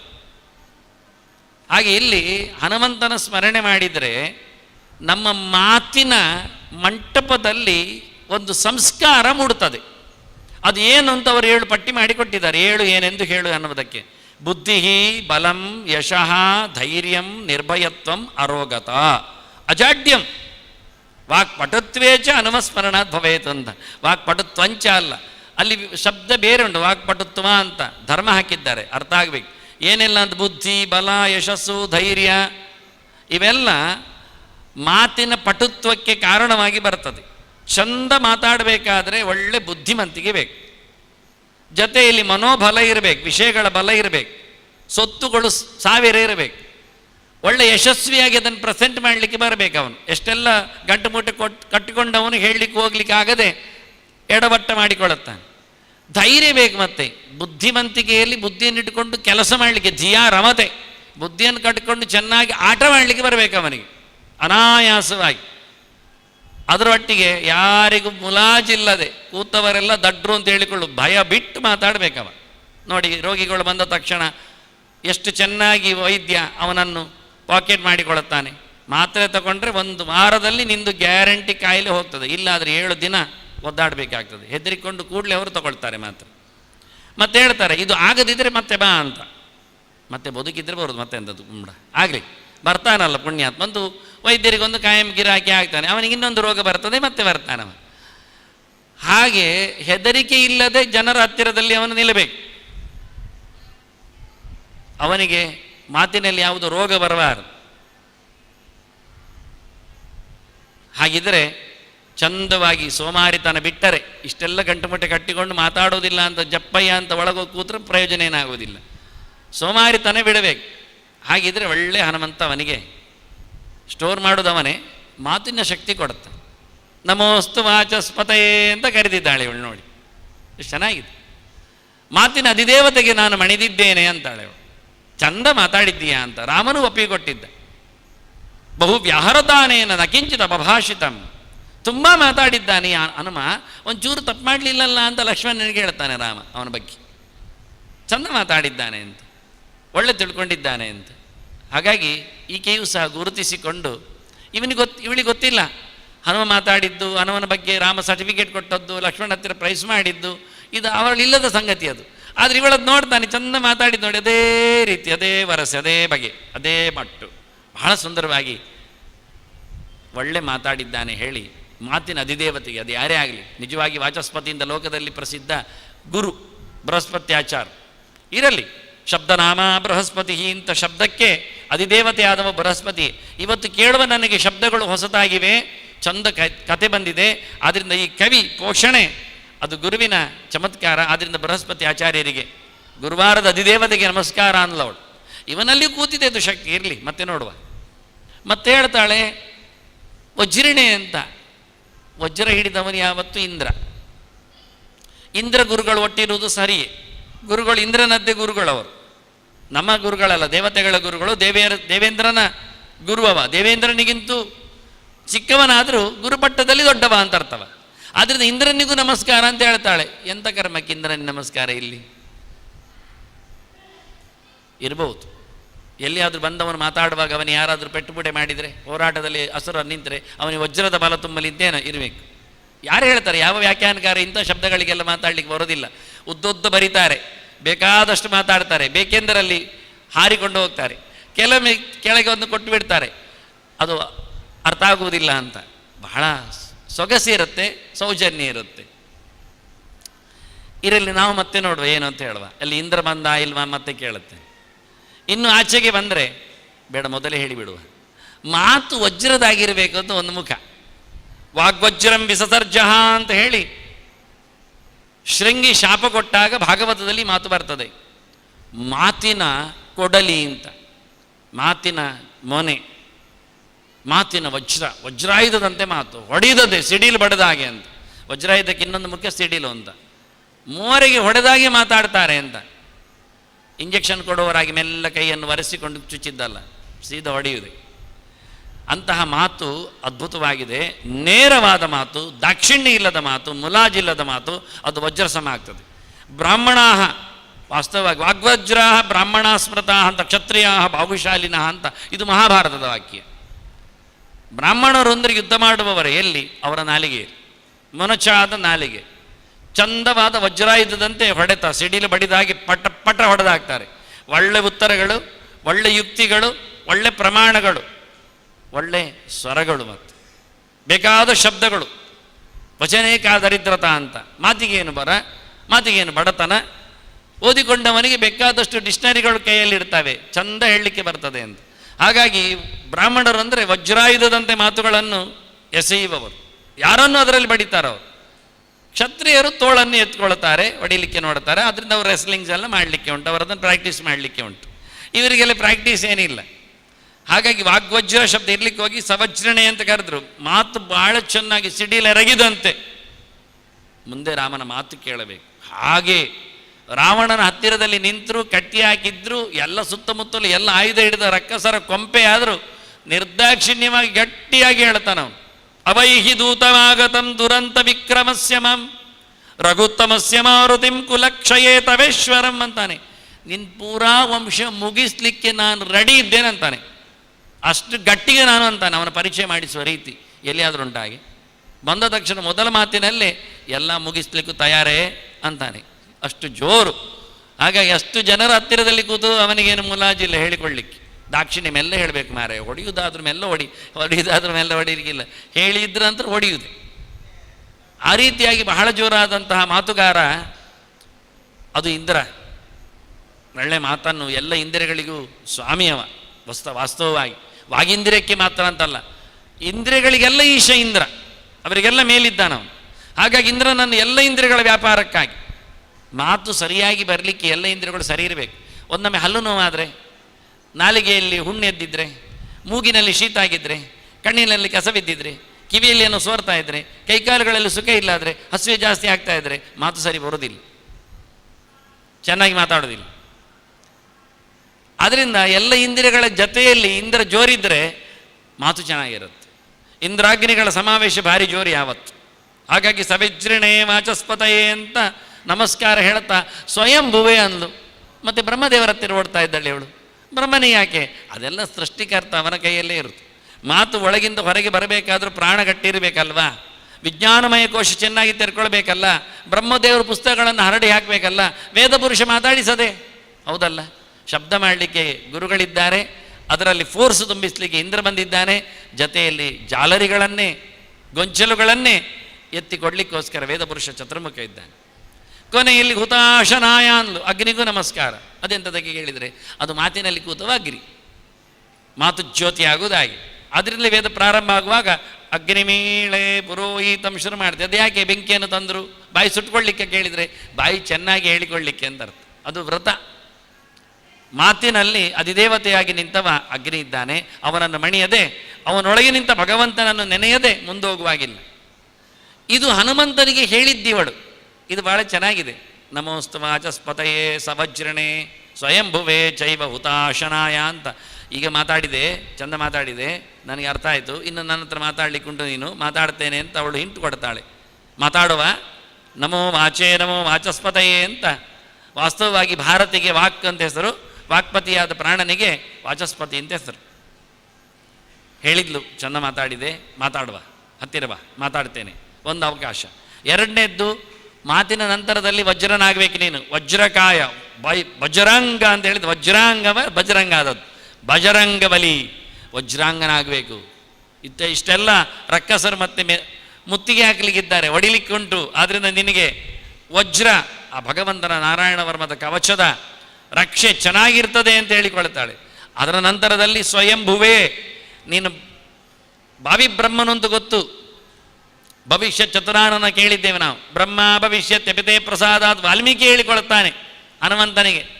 ರಾಮನ ಹತ್ತಿರದಲ್ಲಿ ಹೇಳಿ, ನಿನ್ನ ಅನುಗ್ರಹದಿಂದ ಮುಂದಕ್ಕೆ ಬ್ರಹ್ಮನಾಗ್ತಾನಿವ ಅಂತ. ಅದ್ರೇನು ತಮಾಷೆ ಇಲ್ಲ, ರೆಕಾರ್ಡ್ ಹೇಳೋದು. ಹಾಗಾಗಿ ಸ್ವಯಂಭುವೇ, ನೀನು ಬ್ರಹ್ಮದೇವರ ವರದರ್ಪಿತನಾದ ರಾವಣನಿಗೆ ನೀನಾಗಲೇ ಬ್ರಹ್ಮದೇವರ ಅಸ್ತ್ರಕ್ಕೆ ಮಣಿದುಕೊಳ್ತೀಯ ಇಂದ್ರಜಿತ್ ಬಿಟ್ಟಾಗ. ಆದರೂ ನಿನಗೆ ಸಾಮರ್ಥ್ಯ ಇದೆ, ಪರವಾಗಿಲ್ಲ ಅಂತ. ಹಾಗಾಗಿ ಬ್ರಹ್ಮವರದರ್ಪಿತನಾದ ರಾವಣನಿಗೆ ನೀನು ಮತ್ತೆ ಸಂದೇಶ ಕೊಡಲಿಕ್ಕುಂಟು. ಕೊನೆಗೆ ಸಂದೇಶ ಕೊಟ್ಟವರಿಗೆಲ್ಲ ಬೇಜಾರಾಗ್ತದೆ ಕೆಲವಾಗಿ. ಅಪ್ರಿಯಸ್ಯದ ಭಕ್ತಸ್ಯ ಭಕ್ತ ಶ್ರೋತಾಚ ದುರ್ಲಭ ಅಂತ ಮಾರೀಚನೇ ಹೇಳ್ತಾನೆ ರಾವಣನಿಗೆ. ಒಳ್ಳೆ ಮಾತು ಕೇಳಲಿಕ್ಕೆ ನಿನಗೆ 20 ಕಿವಿ ಇದ್ದರೂ ಸರಿಯಾಗಿ ಅರ್ಥ ಆಗೋದಿಲ್ಲ ಅಂತ ಹೇಳಿರ್ತಾನೆ. ನೋಡಿ, ಅವ್ರು ಎರಡಲ್ಲ, ಅವನು 20 ಕಿವಿ ಇತ್ತು. ಆದರೂ ಒಳ್ಳೆ ಮಾತು ಕೇಳಿದಾಗ, ಪಥ್ಯವಾದ ಮಾತು ಕೇಳಿದಾಗ ಅವನಿಗೆ ಅಸಡ್ಡೆ, ಕಿವಿ ಕೊಡಲಿಲ್ಲವ.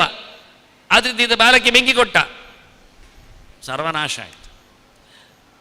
ಯಾವಾಗಲೂ ಅತಿಥಿಗಳಿಗೆ ನಾವೇನು ಕೊಡ್ತೇವೆ ಅದನ್ನೇ ಅತಿಥಿಗಳು ನಮಗೆ ಮಸ್ತಾಗಲಿ ಅಂತೇಳಿ ಹೋಗ್ತಾರೆ. ಬರುವವನೇ ಸಾಮಾನ್ಯವಾಗಿ ವೈಶ್ವಾನರಃ ಪ್ರವಿಶತಿ ಹೇಳಿಕೊಂಡು, ಅತಿಥಿಯಾಗಿ ಬರುವವನೇ ಬೆಂಕಿಯೇ ಬರುವುದು ಮನೆಗೆ, ಹಸಿದವನೇ ಬರುವುದು. ಅತಿಥಂ ತುಂಬ ತಿನ್ನುವ ಅಂತ ಅರ್ಥ. ಹಸಿದವನು ಬರುವಾಗ ಅವನಿಗೆ ಊಟ ಹಾಕದೇ ಇದ್ದರೆ ಬೆಂಕಿ ಹಿಡಿದು ಹೋಗ್ತದೆ. ಹಾಗೆ ಅತಿಥಿ ಬಂದಿದ್ದ ಹನುಮಂತ, ಅವನಿಗೆ ಇವರು ಬಹುಮಾನ ಅಂತೇಳಿ ಬಾಲಕ್ಕೆ ಬೆಂಕಿ ಕೊಟ್ಟರು. ಅವನು ಎಲ್ಲ ಮನೆಗೆ ಅದನ್ನೇ ಕೊಟ್ಟು ಹೋದ. ಅದೇ ಒಳ್ಳೆಯ ಸಂಗತಿ ಕೊಟ್ಟಿದ್ರೆ ಅವನು ಎಲ್ಲರಿಗೂ ಒಳ್ಳೆಯದನ್ನೇ ಕೊಟ್ಟು ಹೋಗ್ತಿದ್ದ. ಬೆಂಕಿಯನ್ನು ಹಾಕಿದ, ಎಲ್ಲ ಬೆಂಕಿ ಕೊಟ್ಟೋದು. ಎಲ್ಲರ ಮನೆಗೂ ರಾವಣ ಕೊಟ್ಟದ್ದು ರಾವಣನ ಪರಿವಾರದವರಿಗೆ ಅಂತೇಳಿ ಎಲ್ಲರಿಗೂ ಹಂಚಿ ಹೋಗಿದ್ದಾನೆ. ಇದನ್ನು ಗಮನಿಸಿಕೊಂಡು ಹುತಾಶನಾಯ ಅಂತ ಕೊನೆಗೆ ಎಲ್ಲ ಹುತಾಶನಾಗ್ತದೆ, ಎಲ್ಲ ಸುಟ್ಟಾಗುತ್ತೆ. ಅವಳು ಬಹಳ ಚೆನ್ನಾಗಿ ಹನುಮಂತನನ್ನು ಗ್ರಹಿಸಿ ಮಾತಾಡ್ತಾ ಇದು ಪ್ರತ್ಯಕ್ಷವಾಗಿದೆ ಅಂತ ಹೇಳ್ತಾ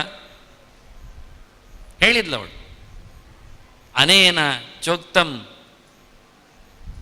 ಯದಿದಂ ಮಮಾಗ್ರತಃ ವನೌಕಸ ತಚ್ಚ ತದಸ್ತು ನಾಣ್ಯಥ. ಇವು ನನ್ನ ಎದುರು ಏನು ಹೇಳಿಕೊಂಡ ಅದು ಹಾಗೆ ಆಗಲಿ, ಅದು ಸತ್ಯವೇ ಆಗಲಿ. ಆ ಇತಿಹಾಸ ಹೇಳಿಕೊಂಡದ್ದು ಈಗ ಆಗಿದೆ, ಕಳಿಸಿಕೊಟ್ಟಿದ್ದಾನೆ, ಹುಡುಕಿಕೊಂಡು ಬಂದಿದ್ದೇನೆ, ಸ್ವಯಂ ಅಸಾಧಿತಾಮಯ ಅಂತಾನೆ. ಅವಳೆ ಅವಳೆ ಅವಳೆ ಅವಳೆ ನನಗೆ ಸಿಕ್ಕಿದ್ಲು ಅಂತ ಬಹಳ ಖುಷಿಪಟ್ಟಿದ್ದ. ಏನೆಲ್ಲ ಹೇಳಿಕೊಂಡಿದ್ದಾರೆ. ಇಷ್ಟು ಸಮಯ ರಾಮ ಕೂಗಿದ್ದು ಸಾರ್ಥಕವೇ. ಅಷ್ಟು ಚೆನ್ನಾಗಿದ್ದಾಳೆ, ಅಷ್ಟು ಲಕ್ಷಣವತಿಯಾಗಿದ್ದಾಳೆ. ಇವಳಿಗೋಸ್ಕರ ರಾಮ ಬದುಕಿರುವುದು ಅಂದರೆ ಖಂಡಿತ ಸತ್ಯವೇ ಅಂದುಕೊಂಡು ಇಷ್ಟರವರೆಗೆ ಮಾತಾಡಿದ್ದವ. ಬಹಳ ಸುಂದರವಾದ ಮಾತು. ಒಂದು ಮಾತು ಎತ್ತುತ್ತೇನೆ ಅವನು ಹೇಳಿದ್ದಲ್ಲಿ, ಸೀತೆ ಹತ್ತಿರದಲ್ಲಿ ರಾಮನ ಬಗ್ಗೆ ಮಾತಾಡಿ. ನಾವು ಮತ್ತೆ ಮುಂದೋದ್ರೆ ಮತ್ತೆ ಸಿಗುವುದಿಲ್ಲ ದಿನಗಳು. ರಕ್ಷಿತ ಸ್ವಸ್ಯ ವೃತ್ತಸ್ಯ ಸ್ವಜನಶ್ಚಾಭಿರಕ್ಷಿತ ರಕ್ಷಿತ ಜೀವಲೋಕಸ್ಯ ಧರ್ಮಸ್ಯ ಚ ಪರಂತಪಃ. ಅವ ಹೇಳೋದು, ಹನುಮ ಹೇಳಿದ್ದು. ರಾಮ ಹೇಗಿದ್ದಾನೆ? ಯಾರವನು ರಾಮ? ಅವನಪ್ಪನ ಮಗನಾಗಿ ಬಂದವನು, ಅಯೋಧ್ಯೆ ಅರಸನ ಕುವರನಾಗಿದ್ದವನು. ಎಷ್ಟು ಎತ್ತರದವ ಕೇಳಿದರೆ ಒಂದು ಮಾತು ಹೇಳ್ತೇನೆ ಅಂತ ಹೇಳಿಬಿಟ್ಟವ. ರಕ್ಷಿತ ಸ್ವಸ್ಯ ವೃತ್ತಸ್ಯ. ದೊಡ್ಡ ಮೊತ್ತದ ಮಾತು ಇದು. ಅವನ ವೃತ್ತಿಯಲ್ಲಿ ಅವನು ಚೆನ್ನಾಗಿ ತನ್ನನ್ನು ದುಡಿಸಿಕೊಂಡಿದ್ದಾನೆ ಅಂತ. ಕುರುಭುಂಕ್ಷ ಚ ಕರ್ಮ ನಿಜಂ ನಿಯತಂ ಅಂದತ್ತು. ಸ್ವಧರ್ಮೇ ನಿಧನಂ ಶ್ರೇಯ ಪರಧರ್ಮೋ ಭಯಾವಹ ಅಂತ ಕೃಷ್ಣ ಹೇಳಿತ್ತು. ಶ್ರೇಯಾನ್ ಸ್ವಧರ್ಮೋ ವಿಗುಣಾತ್ ಪರಧರ್ಮಾತ್ ಸ್ವನುಷ್ಠಿತಾತ್ ಅಂತ.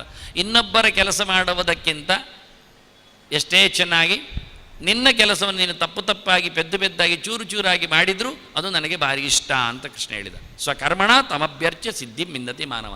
ನಿನ್ನ ಪಾಲಿನ ಕೆಲಸ ನೀನು ಮಾಡಿಕೊಂಡು ಆಶ್ರಮೋಚಿತವಾದ, ಕಾಲೋಚಿತವಾದ, ಧರ್ಮೋಚಿತವಾದ, ವರ್ಣೋಚಿತವಾದ ಕೆಲಸವನ್ನು ಮಾಡ್ತಾ ಬಂದರೆ ನನಗಿಷ್ಟ ಆಗ್ತದೆ. ಅವರವರ ಕೆಲಸ ಅವರವರು ಮಾಡುವುದರಿಂದ ಇಡೀ ಸಮಾಜದಲ್ಲಿ ಬ್ಯಾಲೆನ್ಸ್ ಇರ್ತದೆ. ಇಡೀ ಸಮಾಜ ತನ್ನ ಪಾಡಿಗೆ ಎತ್ತರತನವನ್ನು ಹೊಂದಿಕೊಳ್ತದೆ. ಎಲ್ಲಿಯೂ ಪೈಪೋಟಿ ಇಲ್ಲ, ಸ್ಪರ್ಧೆ ಇಲ್ಲ. ಹಾಗಾಗಿ ಅವರ ಕುಲವೃತ್ತಿ, ಅವರಲ್ಲಿ ಆಗತಕ್ಕಂತಹ ಒಳ್ಳೆಯ ಯೋಗ್ಯತೆ ಉಳ್ಳಂತಹ ಕೆಲಸ, ಅದಕ್ಕೆ ಬೇಕಾಗಿಲ್ಲ ಸರಕಾರಣಗಳು ಅದು ಇದು ಎಲ್ಲ. ಹೀಗಾಗಿ ಬಳುವಳಿಯಲ್ಲಿ ಬಂದದ್ದು, ರಕ್ತಗತವಾಗಿ ನಿಂತದ್ದು, ಪ್ರಭಾವದಿಂದ ಕೂಡಿದ್ದು ಸಹಜವಾಗಿ ಆಗಿ ಹೋಗ್ತದೆ. ಇಲ್ಲದಿದ್ದರೆ ಬಲಾತ್ಕಾರದಲ್ಲಿ ಮತ್ತೊಬ್ಬರಿಂದ ಮಾಡಿಸ್ಲಿಕ್ಕೆ ಹೋಗಿ 1ಕ್ಕೆ 2 ಆಗ್ತದೆ, 1.5 ಆಗ್ತದೆ, ಹೆಚ್ಚು ಕಡಿಮೆ ಆಗ್ತದೆ. ಅದರಿಂದ ಬಹಳ ಚೆನ್ನಾಗಿ ಹೇಳ್ತಾನೆ, ಇದನ್ನು ನಡೆಸಿಕೊಟ್ಟವ ರಾಮ ಅಂತಾನೆ. ಮರ್ಯಾದಾ ಪುರುಷೋತ್ತಮಗೆ. ಇದು ಮರ್ಯಾದ ಅಂದರೆ ಕೆಲಸದ ಚೌಕಟ್ಟನ್ನು ಮೀರದವ, ತನ್ನ ಕೆಲಸ ಏನು ಅದರ ಆಚೆಗೆ ಒಂದು ಹೆಜ್ಜೆ ಇಡದವ, ತನ್ನ ಕೆಲಸದಲ್ಲಿ ಒಂದನ್ನು ಬಿಡದವ. ಇದು ಬಹಳ ಚಂದವಾದದ್ದು. ಹೇಳಿದ್ದು ಮಾಡುವುದಿಲ್ಲ, ಹೇಳದ್ದು ಮಾಡ್ತಾನೆ ಅನ್ನುವ ಕೆಟ್ಟವರಿಗೆ ಹೇಳಿಸಿದ ಗೆರೆ ಇದು. ಹೇಳಿದ್ದೇ ಮಾಡು, ಹೇಳದ್ದು ಬೇಡ, ಇಷ್ಟೇ ವಿಷಯ ಬೇಕಾತ್. ಅದನ್ನು ಮಾಡಿಕೊಂಡು ಬಂದವ ಅಂತ ಹೇಳಲಿಕ್ಕೆ ರಕ್ಷಿತ ಸ್ವಸ್ಯ ವೃತ್ತಸ್ಯ. ಕ್ಷತ್ರಿಯನಾಗಿ ಮೆರೆದು ನಿಂತ ರಾಮ ಕ್ಷತ್ರಿಯೋಚಿತವಾದ ಸತ್ಯ ಧರ್ಮವನ್ನು ಎತ್ತಿ ಹಿಡಿದಿದ್ದಾನೆ. ಸತ್ಯೇನ ಲೋಕಾಂಜಯತೆ ದ್ವಿಜಾನ್ ದಾನೇನ ರಾಘವಃ ಗುರುನ್ ಶುಶ್ರೂಷಯಾ ಚೈವ ಯುಧಿ ಧನುಷಾ ಯುಧಿ ಶಾಸ್ತ್ರವಾನ್. ರಾಮ ದೇಶವನ್ನು ಗೆದ್ದದ್ದು ಹೇಗೆ ಕೇಳಿದರೆ, ಅವನು ನಿಜವಾಗಿ ಪಾಪ್ಯುಲರ್ ಆದದ್ದೇ ಸತ್ಯವಾದಂಥ ಅವನ ಚರ್ಯೆಯಿಂದ. ಪ್ರಾಮಾಣಿಕವಾದ ನಡೆ ನುಡಿ, ಪಾರದರ್ಶಕವಾದ ವ್ಯಕ್ತಿತ್ವ, ಒಳಗೊಂದು ಹೊರಗೊಂದು ಇಲ್ಲ, ಗೋಮುಖ ವ್ಯಾಘ್ರನಲ್ಲ ಅವ. ಅಷ್ಟು ಅದ್ಭುತವಾದ ವ್ಯಕ್ತಿತ್ವದಿಂದಾಗಿ ಎಲ್ಲರಿಗೂ ಅವನು ಬೇಕಾದ ತೆರೆದ ಪುಟಾವ. ಅಂತಹ ಸತ್ಯಕ್ಕೋಸ್ಕರ ಇಡೀ ಜಗತ್ತನ್ನು ತನ್ನ ಅಂಕೆಯಲ್ಲಿ ತಂದ. ಅದರಲ್ಲಿಯೂ ಮತ್ತೆ ಎತ್ತರದವರನ್ನು, ತಿಳಿದವರನ್ನು, ಜ್ಞಾನಿಗಳನ್ನು ಬೇಕಾದಷ್ಟು ರಾಜ್ಯದ ಸಂಪತ್ತುಗಳನ್ನು ವಿತರಣೆ ಮಾಡುವ ಮೂಲಕ, ಅವರಿಗೆ ಅನುಕೂಲವಾಗುವನ್ನು ಕೊಡುವ ಮೂಲಕ ಅವರನ್ನು ಸಂತೋಷಗೊಳಿಸ್ತಿದ್ದ. ಅದರಲ್ಲಿಯೂ ಮತ್ತೆ ಹಿರಿಯರಾದವರನ್ನು, ಮನೆ ಮಂದಿಗಳನ್ನು, ತನ್ನವರನ್ನು ಶುಶ್ರೂಷೆಯಿಂದ, ಅವರಿಗೆ ದುಡ್ಡು ಕೊಡುವುದಲ್ಲ, ಬೇಕಾದ್ದು ಕೊಡುವುದಲ್ಲ, ಅವರ ಸೇವೆ ಮಾಡು, ಅವರು ಹೇಳಿದ್ದಾಗೆ ಕೇಳುವಂಥದ್ದು. ಅದರಿಂದ ಅವರ ಅನುಗ್ರಹವನ್ನು ಪಡೆದಿದ್ದಾನೆ, ಇಷ್ಟ ಆಗಿದ್ದಾನೆ. ಹೀಗಾಗಿ ಶತ್ರುಗಳು, ಇವನನ್ನು ಮೆಚ್ಚದವರು, ದೂರದಲ್ಲಿ ನಿಂತವರು, ಅವರಿಗೆ ಉತ್ತರ ಕೊಡುವುದು ಬಾಣ, ಧನಸ್ಸಿನ ಟೆಂಕಾರ. ಮಾತಿನಲ್ಲಿ ಕೇಳುವುದಿಲ್ಲ ಆದರೆ ಬಿಲ್ಲಿನಿಂದ ಬಗ್ಗಿಸ್ತಿದ್ದ. ಇಷ್ಟೇ ಮುಗಿದೋಯ್ತು, ಆಯ್ತು ಅಲ್ಲಿಗೆ. ಇಡೀ ಜಗತ್ತನ್ನು ಗೆದ್ದ ಕಥೆ ಹೇಗೆ ಕೇಳಿದರೆ, ಇಡೀ ಜಗತ್ತನ್ನು ಸತ್ಯ ಧರ್ಮದಿಂದ, ಅದರಲ್ಲಿಯೂ ಎತ್ತರದವರನ್ನು, ಜ್ಞಾನಿಗಳನ್ನು ಬೇಕಾದಂತಹ ದಾನ ಧರ್ಮಗಳಿಂದ, ಅದರಲ್ಲಿಯೂ ಮನೆ ಮಂದಿಯನ್ನು, ಬಂಧು ಬಳಗದವರನ್ನು, ದೊಡ್ಡವರನ್ನು ಶುಶ್ರೂಷೆಯಿಂದ, ಕೊನೆಗೆ ಆಗದವರನ್ನು, ದೂರ ನಿಂತವರನ್ನು, ಬೇಡದಿದ್ದವರನ್ನು ದೂರ ಓಡಿಸುವ ಮೂಲಕ ಕ್ಷತ್ರ ಧರ್ಮದಿಂದ. ಹೀಗಾಗಿ ರಕ್ಷಿತ ಸ್ವಸ್ಯ ಧರ್ಮಸ್ಯ ಸ್ವಜನಸ್ಯಾಪಿ ರಕ್ಷಿತ. ತನ್ನನ್ನು ತಾನು ಸರಿ ಮಾಡಿಕೊಂಡ ಬಳಿಕ ತನ್ನವರ ಬಗ್ಗೆ ಗಮನಿಸಲಿಕ್ಕಿರುವಂಥದ್ದು. ಊರಿಗೆಲ್ಲ ಉಪದೇಶ, ಮನೆಯಲ್ಲಿ ಮಾತ್ರ ರಾದ್ದ ಅಂತ. ಅದಾಗಲಿಕ್ಕೆ ಪ್ರಯೋಜನ ಇಲ್ಲ. ಮೊದಲು ತಾನು ಸರಿಯಾಗಬೇಕು, ಮತ್ತೆ ತನ್ನವರನ್ನು ಸರಿ ಮಾಡಬೇಕು, ಮತ್ತೆ ಊರಿನವರನ್ನು ಸರಿ ಮಾಡಲಿಕ್ಕೆ. ಇದು ರಾಮನ ಬಿತ್ತರದ ಕತೆ. ರಕ್ಷಿತ ಸ್ವಸ್ಯ ಧರ್ಮಸ್ಯ ಸ್ವಸ್ಯ ವೃತ್ತಸ್ಯ ಸ್ವಜನಸ್ಯಾಪಿ ರಕ್ಷಿತ ಸ್ವಜನಸ್ಯಾಪಿ ವೃತ್ತಸ್ಯ ರಕ್ಷಿತ ರಕ್ಷಿತ ಜೀವಲೋಕಸ್ಯ ಧರ್ಮಸ್ಯ. ಬೌಂಡ್ರಿ ಸಣ್ಣದಿತ್ತು, ಮೊದಲು ತಾನು ಸರಿ ಮಾಡಿಕೊಂಡ, ಮತ್ತೆ ತನ್ನವರನ್ನೆಲ್ಲ ಸರಿ ಮಾಡಿಕೊಂಡ, ಮತ್ತೆ ಎಲ್ಲರನ್ನು ಸರಿ ಮಾಡಿದ. ನಾವು ಮೊದಲಿಗೆ ಎಲ್ಲರನ್ನು ಸರಿ ಮಾಡಿಕೊಂಡ್ರವರೆಲ್ಲ ಬೆರಳು ತೋರಿಸ್ತಾರೆ, ನಿಮ್ಮ ಮನೆ ಜನ ಹೇಗುಂಟು ಗೊತ್ತುಂಟ ನಿಮಗೆ ಅಂತ. ಅಷ್ಟವರನ್ನೆಲ್ಲ ಸರಿ ಮಾಡುವಂತ ನೀನು ಮೊದಲು ಸರಿಯಾಗಿ ಅಂತ ಅವರು ಹೇಳ್ತಾರೆ. ನಮ್ಮವರನ್ನು ಮಾತಾಡಿಸಿ ಹೋದರೆ ನೀನು ಸರಿಯಾಗು ಅಂತಾರೆ, ಊರಿನವರ ಮಾತಾಡಿಸಿಗಳೇ ನಿನ್ನ ಜನರನ್ನು ನೋಡು ಅಂತಾರೆ. ನೋಡಿ ಅವನು ತಿದ್ದಿಕೊಳ್ಳುವ ರೀತಿ ಹೇಗಿದೆ ಅಂತ. ನಾವು ಸ್ವಚ್ಛರಾದರೆ ನಮ್ಮ ಊರು ಸ್ವಚ್ಛ ಆಗ್ತದೆ, ನಮ್ಮ ಊರು ಸ್ವಚ್ಛ ಆದರೆ ನಮ್ಮ ದೇಶ ಸ್ವಚ್ಛ ಆಗ್ತದೆ. ಆಗ ಸ್ವಚ್ಛ ಭಾರತ ಅರ್ಥ ಆಗ್ತದೆ. ನಾವು ನಮ್ಮ ಮನೆಯಲ್ಲೇ ಕೊಚ್ಚೆ ಮಾಡಿಕೊಂಡ್ರೆ, ನಮ್ಮ ಸುತ್ತಲೂ ನಾವು ಕೊಚ್ಚೆಯನ್ನು ಬಿಸಾಡ್ತಾ ಹೋದರೆ, ನಮ್ಮ ಊರಿನವರು ಹಾಳಾಗಿಕೊಂಡ್ರೆ ಮತ್ತೆ ಊರು ದೇಶ ಉದ್ಧಾರ ಆಗೋದು ಯಾವಾಗ? ಈ ಸಣ್ಣ ಲಾಜಿಕ್, ಇದು ರಾಮನ ಪರ್ಯಾಯದಲ್ಲಿ ಬಂದ ಕಥೆ. ಇದವನು ಎತ್ತಿ ಹಿಡಿದ ರೀತಿ. ಎಷ್ಟು ರಾಮ ಜನಾನುರಾಗಿದ್ದಾನೆ ಹೇಳಲಿಕ್ಕೆ ಒಂದು ಸಣ್ಣ ಮಾತನ್ನು ಉಲ್ಲೇಖ ಮಾಡಿದ. ಅದನ್ನು ಧರ್ಮದ ಚರ್ಯೆಯಲ್ಲಿ ಮಾಡಿದ, ಕರ್ಮದ ಪ್ರಪಂಚದಲ್ಲಿ ಮಾಡಲಿಲ್ಲ. ಅವನ ಕೆಲಸವ ಮಾಡ್ತಾನೆ ಹೇಳಲಿಲ್ಲ, ಅವನ ವೃತ್ತಿಯನ್ನು ಭಗವಂತ ಮೆಚ್ಚುವಾಗಿ ಮಾಡುವ ಮೂಲಕ ಧರ್ಮ ಮಾಡಿದ್ದಾನೆ ಅಂದ. ಕರ್ಮಕ್ಕೂ ಧರ್ಮಕ್ಕೂ ಏನು ವ್ಯತ್ಯಾಸ ಕೇಳಿದರೆ, ಕರ್ಮ ಅಂದರೆ ಇಟ್ಸ್ ಎ ಮಿಯರ್ ಆಕ್ಷನ್, ಆದರೆ ಧರ್ಮ ಅದು ದೇವರಿಗೆ ಸಮರ್ಪಿತವಾಗುವುದು, ಅದು ಜನಕ್ಕೆ ಒಪ್ಪಿಗೆ ಆಗುವುದು, ಅದು ನನಗೆ ಹಿತ ಆಗುವುದು, ಅದು ನನ್ನ ಉದ್ಧಾರಕ್ಕೆ ಆಗುವುದು. ಮಾಡಿದ್ದೆಲ್ಲ ಮಣ್ಣಾಗುವುದು ಇದ್ದರೆ, ಹಾಳಾಯಿತು ಒಂದು ಜನ ಬೊಬ್ಬೆ ಹೊಡೆದಾಗಿದ್ರೆ, ದೇಶ ಲೂಟಿ ಕೈಯುವುದಾದರೆ ಅದನ್ನು ಧರ್ಮ ಯಾರು ಕರೆಯುವುದಿಲ್ಲ, ಅದವನ ಪ್ರಾರಬ್ಧ ಕರ್ಮ ಅಂತ. ಅದು ಪಾಪದಾಯಕ ಆಗ್ತದೆ. ಧರ್ಮ ಯಾವತ್ತು ಪುಣ್ಯಪ್ರದವಾದದ್ದು, ಉದ್ಧಾರಕವಾದದ್ದು, ಯಾರಿಗೂ ಹಿಂಸೆ ಆಗದೇ ಇರುವಂಥದ್ದು. ದೊಡ್ಡ ಮಟ್ಟಿನ ಧರ್ಮ ಪ್ರವಚನ ಭಾರತ ಮಾಡಿದೆ. ಅದಕ್ಕೋಸ್ಕರವೇ ತೆರೆದಿಟ್ಟ ಪುಟ ಅದು ಭಾರತ ಅಂದರೆ. ಹಾಗೆ ಇವು ಹೇಳುವಾಗ ಎಷ್ಟು ಚೆನ್ನಾಗಿ ಹೇಳ್ತಾನೆ, ರಾಮನೇ ಒಂದು ಧರ್ಮ ಅಂತಾನೆ. ಧರ್ಮ ಮೂರ್ತಿ ಇದ್ದಾನ. ಹೌದಯ್ಯ, ತಮ್ಮ ಜನರಲ್ಲಿ ಅಪ್ಪನನ್ನೇ ಇವ ಬಿಟ್ಟು ಹೋಗಿದ್ದಾನೆ, ಬೆಪ್ಪ ಅಂತ ಕೈ ಚಪ್ಪಾಳೆ ತಡೆಲಿಕ್ಷನ್ ಮಾಡ್ತಾರೆ. ಪಿತಾ ಹಿ ದೈವತಂ ಲೋಕೆ ದೇವತಾನಾಮಪಿ ಸ್ಫುಟಂ ಅಂತಾನಿವ, ದೇವತಾನಾಮಪಿ ಸ್ಥಿತಂ. ಅಪ್ಪ ಅಂದರೆ ಅಪ್ಪನಿಗೆ ಹೇಳಿದಿವ, ಪಿತಾ ಹಿ ದೈವತಂ ತಾತ, ಅಪ್ಪ ಅಪ್ಪ ಅಂದರೆ ದೊಡ್ಡ ದೇವರೇ, ಎಲ್ಲ ದೇವತೆಗಳಿಂದ ಮಿಗಿಲೆ ಅಂತಾನಿವ. ಹೌದಾ? ಒಳ್ಳೆ ಮಗ ನೀನು. ಹಾಗಾದರೆ ನಾನು ಹೇಳಿದ್ದು ಕೇಳಬೇಕು ನೀನು. ಕೈಕೆ ಹಿಡಿದು ಕೇಳಬಾರ್ದು, ಕಾಡಿಗೆ ಹೋಗಬಾರ್ದು. ಮತ್ತೆ ಭವರಾಜ ನಿಗರ್ಹ್ಯ ಮಾಂ, ಈ ಊರಿನ ರಾಜ ಪ್ರಾಯಪ್ರಬುದ್ಧನಾದ ಜನಾನುರಾಗಿಯಾದ ಮಗನನ್ನು ಕಾಡಿಗೆ ಅಟ್ಟಿ ಹೆಂಡತಿಗೆ ಮಾತು ಕೊಟ್ಟಿದ್ದೇನೆ ಹೇಳಿ ಹೆಣ್ಮರುಳನಾಗಿ ಅನ್ಯಾಯ ಮಾಡ್ತಾ ಇದ್ದಾನೆ ಅಂತ ದೇಶದಲ್ಲಿ ದಂಗೆ ಎಬ್ಬಿಸಿ ನಿನ್ನ ಜನರನ್ನು ಹೇಳಿ ನನ್ನನ್ನು ನೀನು ಯುದ್ಧದಲ್ಲಿ ಸೋಲಿಸುವ ಹಾಗೆ ನನ್ನನ್ನು ಕಟ್ಟಿಯಾಗಿ ಸೆರೆಮನೆಗೆ ತಳ್ಳಿ ಭವ ರಾಜ ನಿಗರ್ಹ್ಯ ಮಾಂ, ನನ್ನನ್ನು ದೂಡಿ ಹಾಕಿ ನೀನು ರಾಜನಾಗುವಂತ ಇವ ಬಾಯ್ಬಿಟ್ಟು ಹೇಳಿದ್ದು ದಶರಥ. ಇಲ್ಲಿ ನಮ್ಮದು ಕೆಲವು ಗಡ್ಡದವರಲ್ಲಿ ಕಾಣ್ತದೆ, ಅವರ ಅಪ್ಪನನ್ನು ಒಳಗೆ ಹಾಕಿ ಮಗ ಅರಸೊತ್ತಿಗೆ ಮಾಡಿದ್ದು, ಅದೆಲ್ಲ ಪುಟದಲ್ಲಿ ದೊಡ್ಡದು ಮಾಡಿ ತೋರಿಸಿ ಅವನದ್ದು ಬರ್ತ್ಡೇ ಮತ್ತೊಂದೆಲ್ಲ ಮಾಡ್ತಾರೆ ಇವರು ಜನ.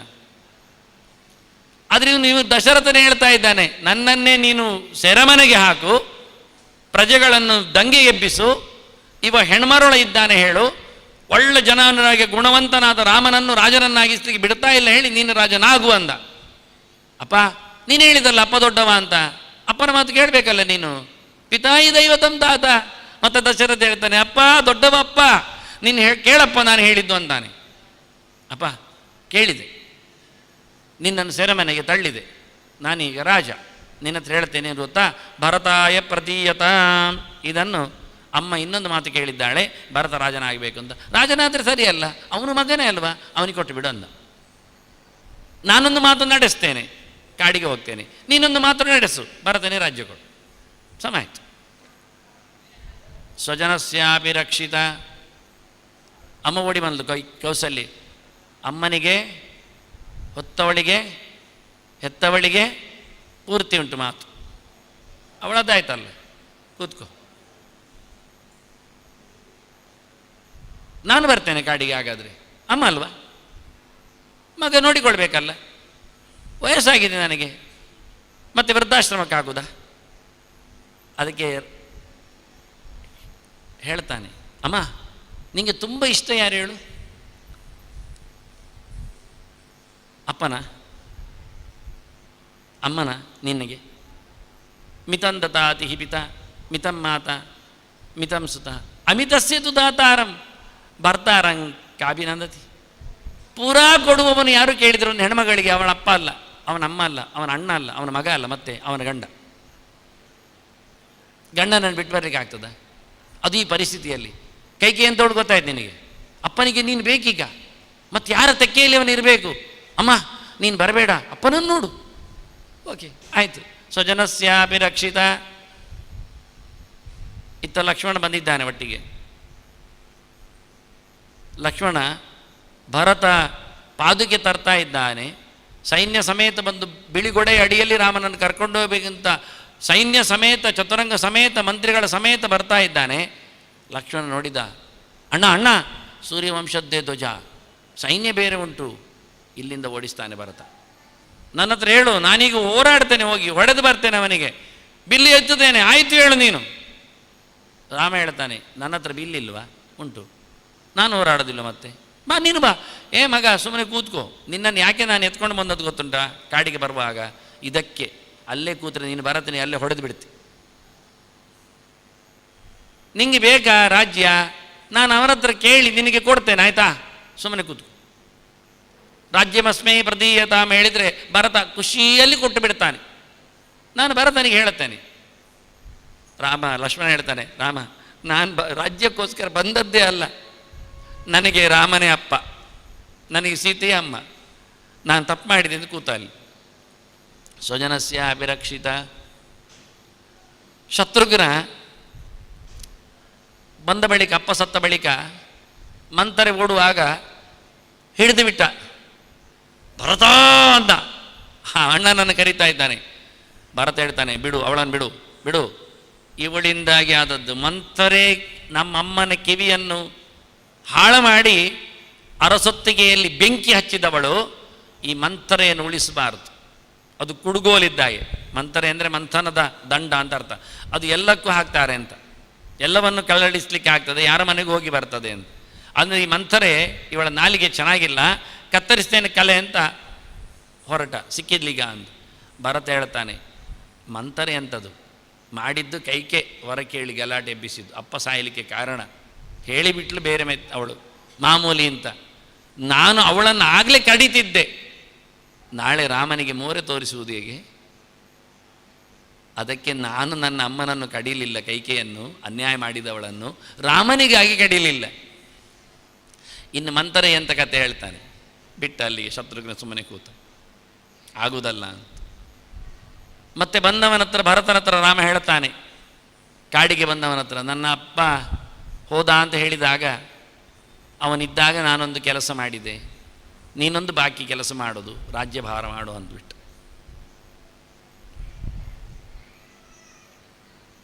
ಮತ್ತೆ ಹೋಗುವಾಗ ಹೇಳ್ತಾನೆ ಭರತನ ಹತ್ರ ರಾಮ, ಹೆತ್ತಬ್ಬೆಗೆ ಕೈಕೇಯಿಗೆ ನೋವಾಗುವಂತೆ ಮಾತಾಡಬೇಡ ನೀನು ಅಂತ. ಆಯಿತು ಹೇಳಿ ಹೋಗು ರಾಜ್ಯಕ್ಕೆ ಅಂತ. ಎಷ್ಟು ಮೋರೆ ಸಣ್ಣದಾಗಿದೆ ಭರತನಿಗೆ. ದಾರಿಯಲ್ಲಿ ಬರುವಾಗ ಗುಹ ಸಿಕ್ಕಿದ ಭರತನಿಗೆ. ನದಿಯನ್ನು ದಾಟಿಸಿದವ, ರಾಮನನ್ನು ಕಾಡಿಗೆ ಮಾಡಿದವ, ಬೆಸ್ತರವ. ಭರತನನ್ನು ನೋಡಿ ಹೇಳ್ತಾನೆ ಗುಹ, ನಿನಗೆ ದೋಣಿ ಬಿಡುವುದಿಲ್ಲ, ಯಾಕೆ ಬಂದದ್ದು ನೀನು? ರಾಮನ ಮೇಲೆ ಯುದ್ಧ ಸಾರಲಿಕ್ಕೆ ಬಂದಿದ್ದರೆ ಉತ್ತರ ನಿನಗೆ ನಾನು ಇಲ್ಲೇ ಕೊಟ್ಟು ಕಳಿಸ್ತೇನೆ ಅಂತಾನೆ. ಹೋರಾಟಕ್ಕೆ ನಾನಿದ್ದೇನೆ ಅಂತ ಗುಹ. ಭರತ ಇಷ್ಟು ಸಣ್ಣದಾಗಿ ಹೋದ. ನಾನು ದಮ್ಮಯ್ಯ ಬಂದದ್ದು ರಾಮನನ್ನು ಕರ್ಕೊಂಡು ಹೋಗಲಿಕ್ಕೆ, ಯಾಕೆ ನೀವೆಲ್ಲ ನನ್ನ ಮೇಲೆ ಸಂಕಟ ಪಡ್ತೀರಿ, ಸಂಶಯ ಪಡ್ತೀರಿ ಅಂದ. ಇತ್ತ ಭರದ್ವಾಜರ ಆಶ್ರಮಕ್ಕೆ ಬಂದಿದ್ದ ಮೊದಲು ಭರತ. ಭರದ್ವಾಜರು ಅದನ್ನೇ ಹೇಳಿದ್ದು, ಯಾಕೆ ಬಂದಿ ಭರತ ನೀನು ಸೈನ್ಯ ಕಟ್ಟಿಕೊಂಡು? ಇಲ್ಲ ಋಷಿಗಳೇ, ನಾನು ರಾಮನನ್ನು ಕರ್ಕೊಂಡು ಹೋಗಲಿಕ್ಕೆ ಮೆರವಣಿಗೆಗೆ ತಂದದ್ದನ್ನು ಅಂದ. ಮತ್ತೆ ಗುಹ ಕೇಳುವಾಗಲೂ ಭರತನಿಗೆ ಹೃದಯ ಹಿಂಡಿ ಹೋಗ್ತದೆ. ಈಗ ಲಕ್ಷ್ಮಣ ಮತ್ತೆ ಎದ್ದು ನಿಂತಾಗ ಎಷ್ಟಾಗಬೇಡ ಅವನಿಗೆ. ಆದ್ದರಿಂದ ಮೊದಲು ಹೇಳಿದ ರಾಮ, ಕೈಕೇಯಿಯನ್ನು ಅವಮಾನ ಮಾಡಬೇಡ, ಏನೋ ಒಂದು ಆಸೆ ಆಗಿ ಹೋಯಿತು. ಮಂಥರೆ ಮೊದಲು ಬಂದು ಹೇಳಿದ್ಲು ಕೈಕೇಯಿಗೆ, ಕೈಕೆ ಅವಳು ಭಾರಿ ಸಲೀಸಲ್ಲಿದ್ದವಳು. ಏನು ಗೊತ್ತಾ ವಿಷಯ? ರಾಮನಿಗೆ ಪಟ್ಟಾಭಿಷೇಕ ನಾಳೆ, ಗೊತ್ತಾ? ಖುಷಿಯಾಗಿ ಕೈಕೇಯಿ ತೆಗೆದು ಮುತ್ತಿನ ಹಾರವನ್ನು ಮಂಥರಿಗೆ ಹಾಕಿಬಿಟ್ಲು. ಏನು ಸುದ್ದಿ, ಒಳ್ಳೆ ಸುದ್ದಿ ತಂದಿದ್ದಿ. ನಾನು ಹೇಳಿದ್ದು ನಿನ್ನ ಅಲ್ಲ, ಕೌಸಲ್ಯ ಮಗನಿಗೆ ರಾಮನಿಗೆ ನಾಳೆ ಪಟ್ಟಾಭಿಷೇಕ ಅಂತ. ಭರತನಿಗಲ್ಲ, ನಿನ್ನ ಮಗನಿಗಲ್ಲ ಹೇಳಿ. ಕೈಕೆ ಹೇಳ್ತಾಳೆ, ರಾಮೇವ ಭರತೇವಾಹಂ ವಿಶೇಷಂ ನೋಪಲಕ್ಷ್ಯ. ನನಗೆ ರಾಮ ಆದ್ರೇನು ಭರತ ಆದ್ರೇನು ನನಗೆ ವ್ಯತ್ಯಾಸವೇ ಇಲ್ಲ. ಭರತರಿಗಿಂತ ಹೆಚ್ಚು ಪ್ರೀತಿಯನ್ನು ತೋರಿಸಿದ ನನ್ನ ರಾಮ, ಅವನ ಪಟ್ಟಾಭಿಷೇಕಕ್ಕೆ ನಾನು ಎಷ್ಟು ಬಹುಮಾನ ಕೊಟ್ಟರು ಕಮ್ಮಿ ಸುದ್ದಿ ಕೇಳಿದ್ದಕ್ಕೆ ಅಂತ ಮತ್ತಷ್ಟು ಸಂಭ್ರಮಿಸ್ತಾಳೆ. ಆದರೆ ಮಂಥರೆ ಮಾತ್ರ ನಾಲಿಗೆಯಲ್ಲಿ ಮೊದಲೇ ಬರಿತಾನೆ ವಾಲ್ಮೀಕಿ, ಮಿಥ್ಯಾ ವಾಕ್ಯಂಚ ಪರಮಂ ತಸ್ಮಾತ್ ಗುರುತರ ಬಭು ತ್ರೀಣ್ಯೇವ ವ್ಯಸನಾನ್ಯದ್ಯ. ಮೂರು ತೊಂದರೆಗಳು ಇಡೀ ರಾಮಾಯಣವನ್ನು ಮಾಡಿದವು ಅಂತಾನೆ ಮೊದಲಿಗೆ ಪೀಠಿಕೆಯಲ್ಲಿ. ತ್ರೀಣ್ಯೇವ ವ್ಯಸನಾನ್ಯದ್ಯ ಕರ್ಮಜಾನಿ ಭವಂತ್ಯುತ. ಒಂದು ಯಾವುದು ಕೇಳಿದರೆ ಮಿಥ್ಯಾ ವಾಕ್ಯಂಚ ಪರಮಂ, ಸುಳ್ಳು ಹೇಳುವುದು ಯಾವ ಮನೆಯನ್ನು ಸುಟ್ಟಾಕ್ತದೆ. ಬರೆದಿಟ್ಕೊಳ್ಳಿ, ರಾಮಾಯಣದ ಮೊದಲಗೆರೆ. ದೊಡ್ಡ ತಪ್ಪು ಏನು ಕೇಳಿದರೆ ಸುಳ್ಳು. ಇಡೀ ನಮ್ಮ ದೇಶದಲ್ಲಿ ಇವತ್ತು ನಡೆಯತಕ್ಕಂಥ ಕೆಲಸ ಇಲ್ಲದ ಕೆಲಸದವರ ದುಡ್ಡು ತಿನ್ನುವ ಕೆಲಸ ಅಂದರೆ ವಕೀಲರ ವೃತ್ತಿ ಏನು, ನ್ಯಾಯಾಂಗದ ಅವ್ಯವಸ್ಥೆ, ಅದು ಸುಳ್ಳಿನ ಮೇಲೆ ನಿಂತಿದೆ. ಇದು ವಾಲ್ಮೀಕಿ ಹೇಳುವಂಥದ್ದು. ಎಂಥ ಸತ್ಯವನ್ನು ಸುಳ್ಳು ಮಾಡ್ತಾರೆ, ಎಂಥ ಸತ್ಯವನ್ನು ಸುಳ್ಳನ್ನು ಸತ್ಯ ಮಾಡ್ತಾರೆ. ಅದಕ್ಕಾಗಿ 10-50 ವರ್ಷ ಹೇಳಿದ್ದಾರೆ. ಒಬ್ಬ ಮನುಷ್ಯ ಇವತ್ತು ನಾನು ಸುಳ್ಳು ಹೇಳುವುದಿಲ್ಲ ರಾಮನಾಣೆ ಅಂತೇಳಿ ಪ್ರತಿಜ್ಞೆ ಮಾಡಿದರೆ ನಮ್ಮ ಪೂರ್ತಿ ನ್ಯಾಯಾಂಗ ಉಂಟಲ್ಲ, ಅದು ರಾಮ ಮಂದಿರದಲ್ಲೇ ಮುಗಿದೋಗ್ತದೆ, ಎಳೆದೋಗ್ತದೆ. ಆಗುವುದಿಲ್ಲ. ನಾವು ಮಸ್ತು ದುಂಬೋಗಿ ಆಗಿದೆ. ರಾವಣನ ಅಂತಃಪುರವನ್ನು ಪ್ರವೇಶ ಮಾಡಿ ಆಗಿದೆ. ಕುಂಭಕರ್ಣ ನಿದ್ದೆಯಲ್ಲಿ ಬಿದ್ದಿದ್ದೇವೆ. ವಿಭೀಷಣ ಸಿಗುವುದಿಲ್ಲ ನಮಗೆ. ಇದು ವಾಲ್ಮೀಕಿ ಹೇಳಿತ್ತು.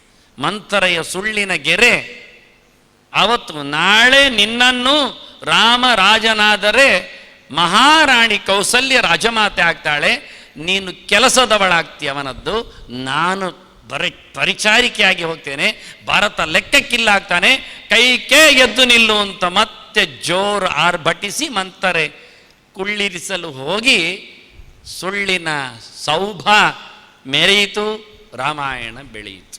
ಮತ್ತೇನು ಎರಡು ಎನ್ನುವುದು ಮತ್ತೆ ನಾಳೆ. ಶ್ರೀಕೃಷ್ಣ ನಾರಾಯಣ ನಾರಾಯಣ.